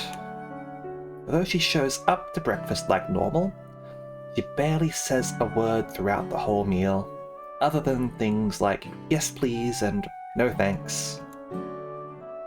From the way she keeps checking her phone and messing with her face and clothes, I can tell something must be on her mind. I figure she's just antsy about her trip, so I don't bring it up or try to talk to her. Instead, Juliet and I mostly chat until we're done eating and the dishes are cleaned up. The moment we're finished, Aspen perks up a little bit. Miho, are you ready to go to the bus station? Yeah. This way, you have as much time as possible to get back. Hope nothing happens. Precisely. Thank you. Of course. Before departing, Juliet approaches Aspen and gives her a hug. From the outside, I realize that hugs look kinda weird. People have come up with the strangest ways to show that they care about each other. I mean, do foxes sleep on top of each other like cats do or anything like that? Do foxes snuggle up to each other like cats? Safe travels, Aspen. Let us know when you get there. Will do. I won't have reception while traveling, but I'll send a message as soon as I'm home. How long's your trip? Oh, no reception, huh? If it was by car, only a couple hours. It'll be closer to 4 by bus, though. I'll take an early one on the way back tomorrow just to be safe. Ample reading time, it sounds like. Oh, yes. She drums her fingers on a book tucked into her bag. You tell us. I'm generally not like a physically affectionate sort of person, so I'm probably not the best person to elaborate. Patricia and I have a lot of catching up to do. Although she's still fidgety, seems like Aspen's remembered how to speak.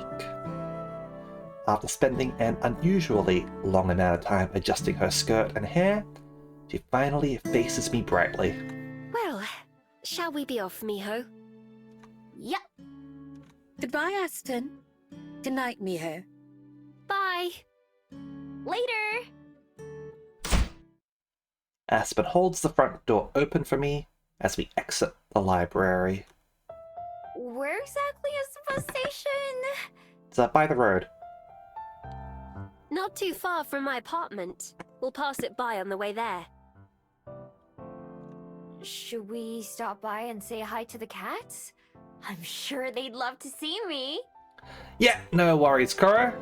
You take that call. They're going to be angry enough at me for leaving for a day. I'm not sure I want to traumatize them right before I go. At least they've got each other as company, right? Do you need me to go by and feed them or anything? Dang it. I've never gotten along with cats. Have you known many? Only a few. Some of the strays have some really good stories to tell. That raises some important questions, like, if I were Aspen right now, I would want Miho to talk with my cats and, like, make sure that they are doing alright and how they feel and all that. The two of us walk along in silence for a little bit before Aspen pokes me on the shoulder. I've gotten more used to physical contact like that, but it still surprises me every time. What's it like talking to an animal, anyway? How do you do it? I'm not sure. It was just something that I knew how to do, like making a den. A lot of the time, you can just feel what they mean without saying it. I don't know how to put it. No, that makes sense.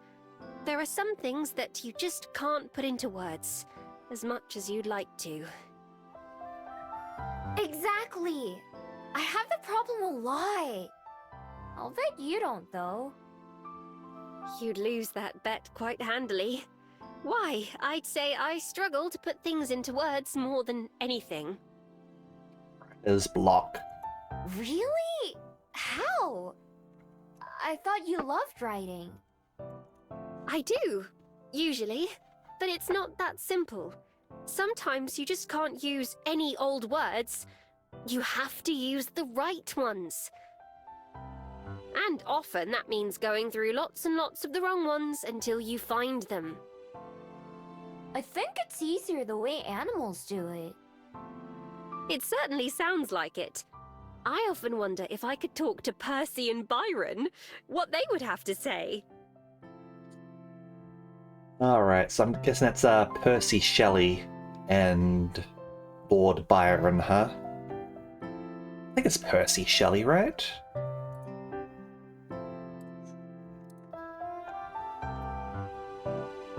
Yeah, Percy Shelley. Married to Mary Shelley, I believe? No, those are her cats. What they're named after! What they're named after, Callista. And yeah, I like Miho's outfit as well. It's cool. Maybe they just complain about me not feeding them enough or something. They have never been fed in their life. Do you want me to ask them? It's tempting, but no thanks. As long as I don't know for a fact that they're saying rude things, I can convince myself that they're not. Rather like that other cat in the box. Ah yes, Schrödinger. Cats like being in boxes, so they probably wouldn't be complaining. Not quite what I meant, but I'll take it. For a bit, Aspen hums quietly to herself while we walk. I don't know if she knows that I can hear her. Even though she's being more chatty, there's still something that seems a little off about Aspen. Can't quite place my finger on what it is, though. At one point, she checks her phone and starts to walk a little bit quicker. Are you looking forward to going home? If she has to think about it, that kind of answers my question. I am, yes. But like I said, I prefer to only do so for a day or two at a time. Because of your parents? A little. They're not really that bad, though. Mum's a worrywart and Dad isn't, so Mum feels like she needs to worry enough for both of them. It's not too bad over the phone, but when I'm there, Mum always tries to convince me to stay and move back. So I tell them they should move out here instead, and Mum goes into why they can't, and it's just tiresome. Sounds like she cares about you a lot. She does. And I love her too, don't get me wrong. It's more the town than them. Or rather, the lack thereof. What do you mean? Tiny dying town. They live in the middle of nowhere. I was wondering why Juliet's outfit was interesting, checked the store page for this game, and now you know. Yeah, she's a vampire. Mum loves it out in the countryside and says she can't live without her backyard view and half a kilometre from the nearest neighbours. Clearly, being a vampire comes with a sense of fashion, right? A very particular sense of fashion. Anyway, we have a short break right now, so I will be right back. Okay? We'll just be a couple of minutes, alright?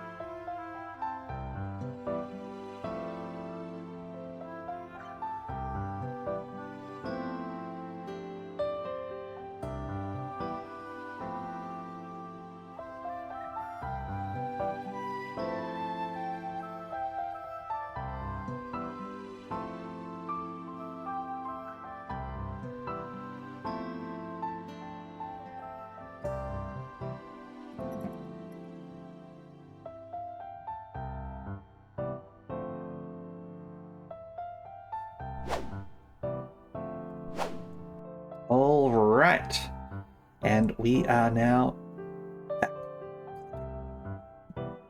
Let's get back into it, shall we? Alrighty then. Yep, so let me just go over this one again for you. That. How's it? Play it again. They live in the middle of nowhere. Mum loves it out in the Yeah. countryside and says she can't live without her backyard view and half a kilometre from the nearest neighbours. There we go, just playing that again in case that got cut off by the ad or anything. I, on the other hand, can't live without bookstores and coffee shops and high-speed internet. Mm-hmm. Those are all very important. So that's why you moved to Wellington? That's why I moved to Wellington. It seemed like a necessity to make it as an author. I try to put together the things she's been telling me into one big picture. Can you only find the right words here? Exactly. At least, that's what I thought before I came. Turns out that moving to a new city won't magically make you a better writer. Or even a writer at all. You're right, but it does affect your lifestyle, certainly. Back when I was in school, I used to daydream about what life in the big city must be like. Busy and important things happening during the day, and then nights full of excitement and sparkling wonder. Instead, it's the Bell House, and a tiny apartment the size of my living room back home. I thought if I put myself in this new environment, then I'd grow into the type of person who belonged there. I learned the hard way that places don't change who we are. Still, better to be struggling to make it in the city than doing nothing out in the boonies, I tell myself. I think it sounds pretty nice. Peace and quiet, nothing to have to worry about. Ugh, not you too. That's exactly what my mum says.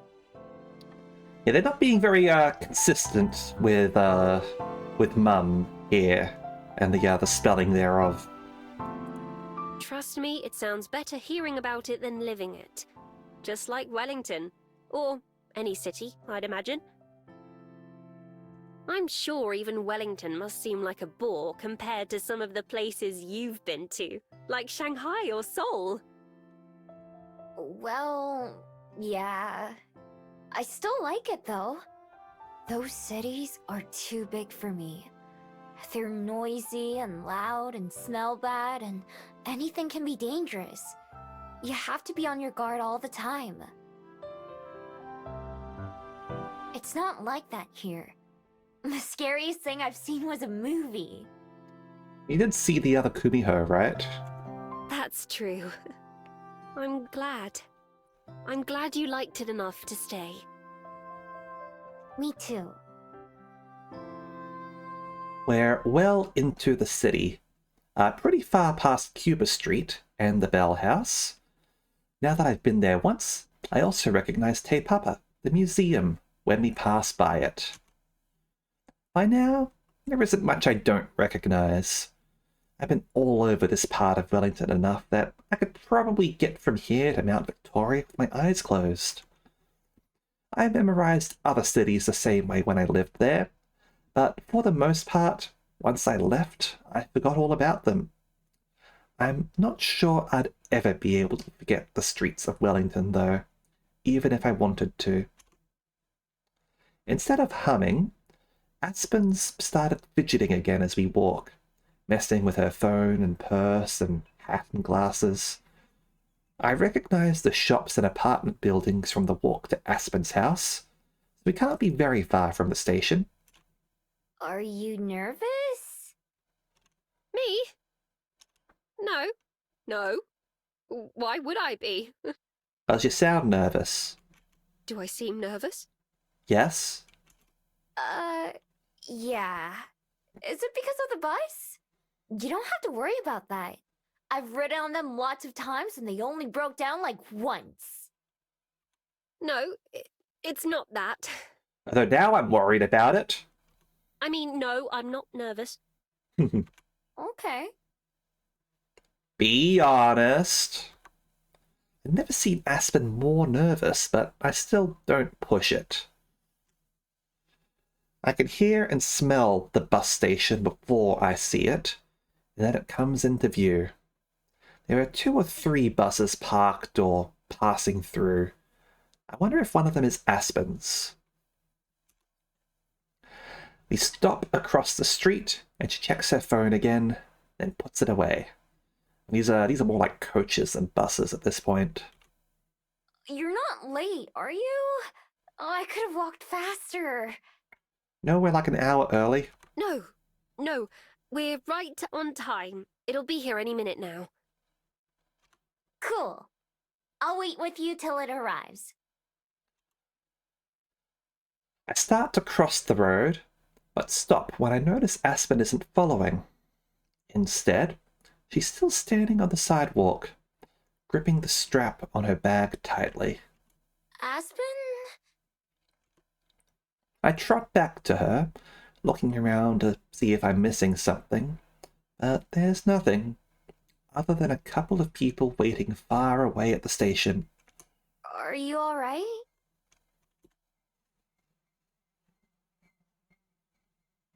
She blinks a couple of times, and then takes a deep, deep breath before facing me. Miho, I have to tell you something. The effect of her words is immediate. Thud. Like she cast a spell, my heart starts to race. Whatever she's going to say must be why she was acting so weird all afternoon. Is it something bad? Is she not going to come back after all? Yeah? I barely managed to croak out an answer. I can't handle more heartbreak so soon. It's something that I've been thinking about telling you for a long time. But it was one of those things where I wasn't sure how, or when, because I didn't know how you'd take it. What could it even be? We just saw Juliet, so it can't be anything to do with her. Lena? But then, after we all talked the other night, I realized that I should just say it anyway. Because no matter what, I know I would regret it more later if I didn't. Who knows how many more chances I might get? So I thought about it. A lot. What the right words were. And I just couldn't figure it out. So I didn't prepare. I'm just saying this, somehow, and hoping. God, I'm actually saying this, aren't I? Her grip on her hat shifts, clutching it so tightly her knuckles are turning white. Feel frozen in place, not sure what to do or say. All I can do is stare, my heart feeling like it's going to explode out of my chest, while she looks down at the ground. Whispering something to herself, she wrings her hat in her hands before finally looking back at me. There's something I want you to know. Miho, I'm pregnant, and you're the father. I used to think that there was no way someone like you could exist. Someone who looks at the world like you do, and is honest about what you see, the good and the bad. And at the same time, someone who doesn't realize just how much she has to offer. Just how much she makes you make people happy. But here you are. Maybe meeting you used up all my luck for the rest of my life. But here you are. And I love you. And I just couldn't keep not telling you that. In case maybe you love me too. Alright. I couldn't keep just hoping and wondering and not knowing. And now that I've said it, it feels so good to have out there. I love you, Miho. I love you. At first, I wasn't sure because everything seemed too perfect and unreal. I thought that I was just letting myself get carried away like I always do. A silly little daydream, but it's true. It makes me feel silly how much already, when I think of how utterly stupid it always sounded to me when reading about love at first sight. But how could it be anything else? I don't believe in coincidence, Miho. My life was changed the moment I saw you. I just didn't know it yet. Now I do. Now we both do. I love you, Miho. It's out there, and I can't take it back. The words drift away into the air as we look at each other in silence. My head is TV static, buzzing, with nothing to show. Not because it's empty, but because there's too much for me to process. Aspen, in love with me? Wind whips past my face as a bus rolls by, pulling into the station. I barely notice it, barely able to notice anything. Aspen is in love with me? Yeah. I don't know what to say. But Aspen raises a finger to her lips. Shh. Don't tell me. I said it now before I leave for a reason, because I thought you might say that. Tomorrow, whatever it is you feel, I'll hear it then. It's nice that you're giving me some time to think about this. I look at her face for some guide on how to respond, but she just gives a smile. A weak, fragile smile. Left dumbfounded, I nod. But is in love with me? Returning her hat to her head, Aspen sighs, like she just finished a hard day's work. Well, that's it. All I have to say, I suppose. As if that wasn't one of the most important things I've ever said in my life. That's my bus. So, I'll see you tomorrow, Miho. And no matter what, it's okay. If we just carry on being friends like normal, I'm fine with that. More than fine. I'm just glad that I took the chance to tell you. How nervous she was a few minutes ago. She does seem a lot calmer now. May as well be a statue as Aspen starts to walk past me, but then she pauses. May I give you a goodbye hug? That much I can respond to, at least. Yeah. We wrap our arms around each other. That weird human custom. Everything may have just changed, but she's still the same Aspen she was when we left the library. I try to listen for what she might be saying without words, as she squeezes me tight. Finally, she steps away with a smile. It might be the most genuine one I have ever seen on her face. Bye, Miho. Bye. See you tomorrow. I make my way back to the library like a zombie, my feet moving without really thinking about it. Aspen's words keep replaying over and over in my head. I get them, but I can't make sense of them.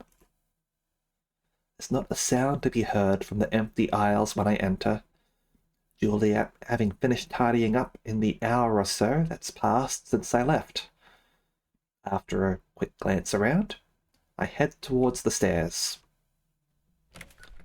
When I head up to the second floor, I spot a sliver of light from underneath Juliet's bedroom door. I knock, and it opens just a moment later. Juliet greets me with a calm smile at first, but the corners of her mouth falter as she looks at my face. I don't quite know what expression I'm making right now. I don't know what I'm even feeling to begin with. Miho? Did something happen? Aspen said she's in love with me.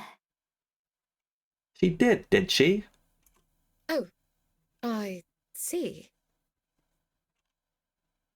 Juliet's not the type to be shocked easily. That's why I wanted to see her for advice. But she's even less surprised than I thought she would be. Give me just a moment, and I'll meet you in my study. I nod and head over there, opening the door. As I walk into the darkness, I'm met by several pairs of eyes. What? Bats! Just as startled as I am, several bats begin to flap their wings and noisily take flight, chittering overhead, before most of them leave out the open window. The biggest one watches me for a bit longer before departing as well. By the time Juliet enters the study and turns on the lamp, it's just me and her. Sorry I scared off all your bats. It's fine. Don't worry. I'll be back before too long. We settled down into the same seats as last time, with Juliet behind her desk and me across from it. So, Aspen. Yeah. Aspen. Lovely trees, Aspens. I wonder what Aspen's thinking right now. Is her head as much of a mess as mine? Probably, knowing her. We had just gotten to the bus station when she stopped and said it. She said she waited until just before she left, so she didn't have to hear my feelings until tomorrow, when she gets home. And what are your feelings? I don't know. I'm not sure. I haven't ever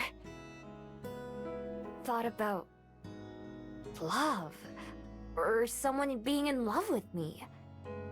That's what I thought. I don't even really know what it means. I know the word, but how does it feel? How would I know? The other day, you talked about how much you loved Cosette, and how you didn't know much about love before then. This is a different love from that, right? She thinks to herself for a while, carefully considering her answer. I am glad she does. At least one of us can stand back and think over this properly. Yes and no.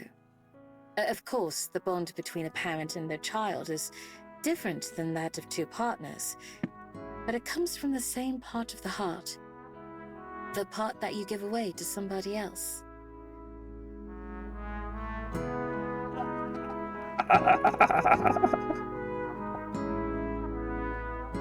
Love is when you care about another person so much that the feeling becomes bigger than you. When your life is more full and joyful for the presence of that person in it.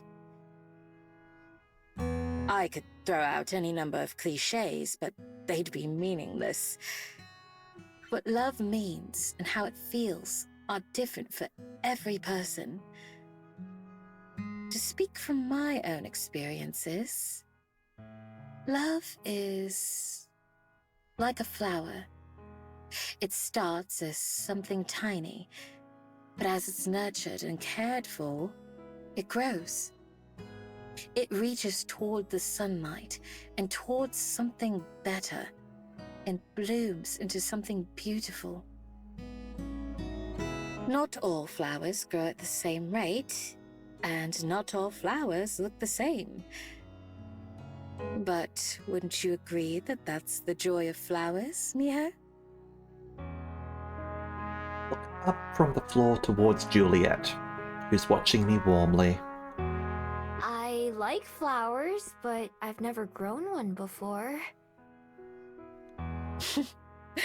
The same can be said for everyone at some point. But as long as you're willing to give it the time and patience that it deserves, even the tiniest seed can become something wonderful. Juliet must see the confusion on my face because she touches my hand gently. You should take some time to yourself, Miho.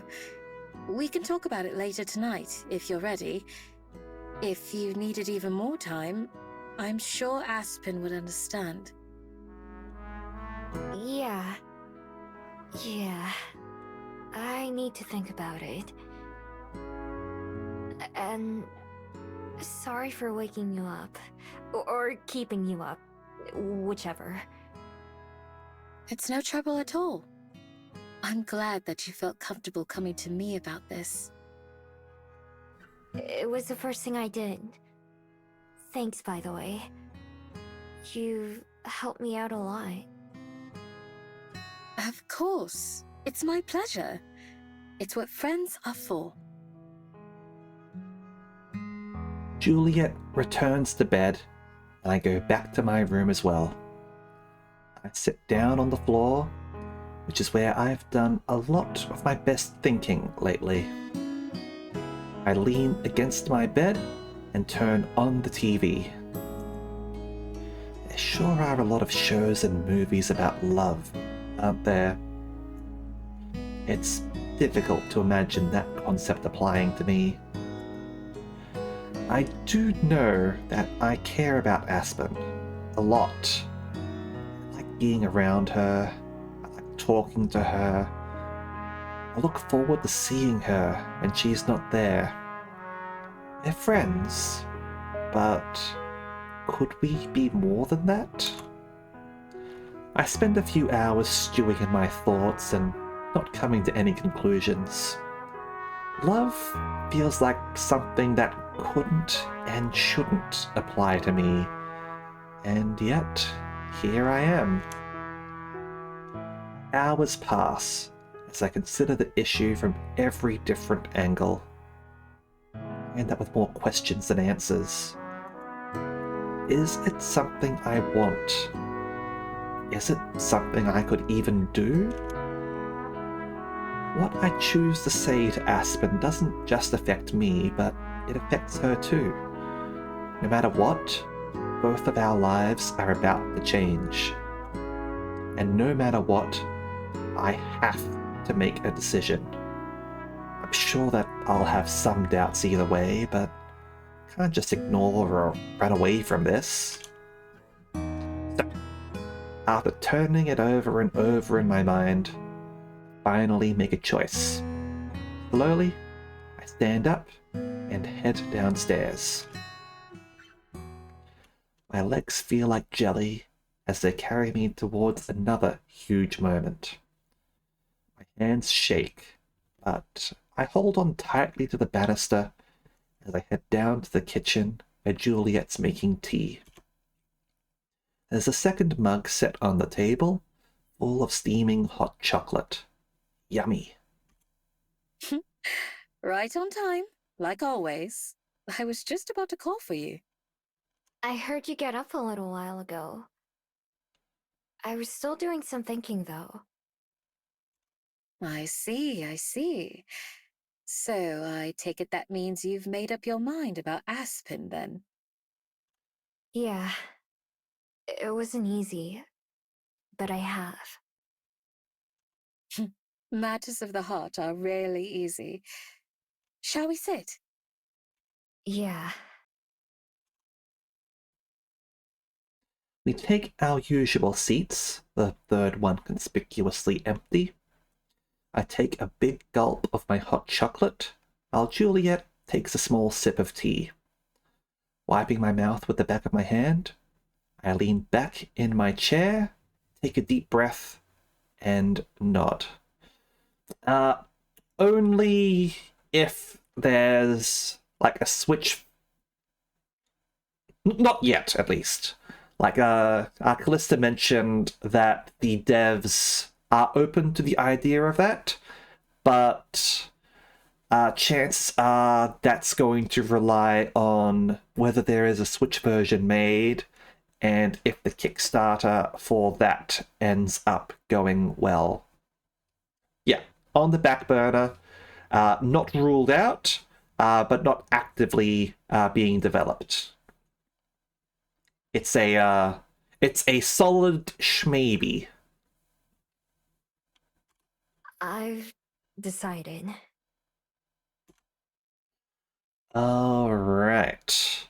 So we have our choices over here now, don't we? So we're going to save the game here. And yeah, Seeds of Love, huh? And what do people think that we should go with? I know Callista mentioned that we should go for the Aspen route, certainly. And it does sound cute, certainly. I'm interested in seeing where things go if we don't go for it. Absolutely as well. But yeah. What are we thinking? I think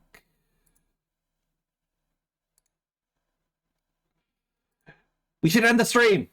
I think we should end the stream here for the time being. I have the points to do that. I have infinite points.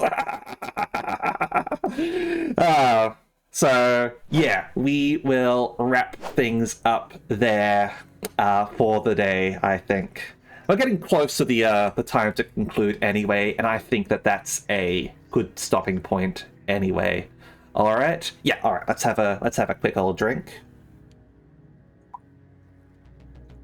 But yeah, we will come back to this next week probably.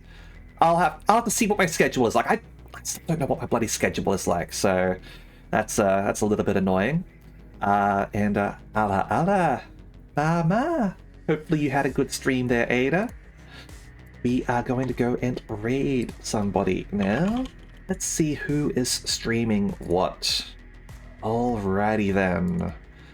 Let's see who is doing what. Alrighty then. Squid Easy. Alrighty then. We can do that. Squid Easy. There we go. Let's organize that all raid. And yeah. As opposed to Squid Medium or Squid Hard. What about Squid Game? Anyway. As for the rest of the week, I do know what we're doing. On Thursday, we are going to be playing some Star Wars Jedi Fallen Order. On Friday, we will have our Discord event, and the weekend will be more Super Robot Wars Cross. Look forward to that, everyone. Alright, so thank you very much as always, and I hope to see you all next time, okay? See ya!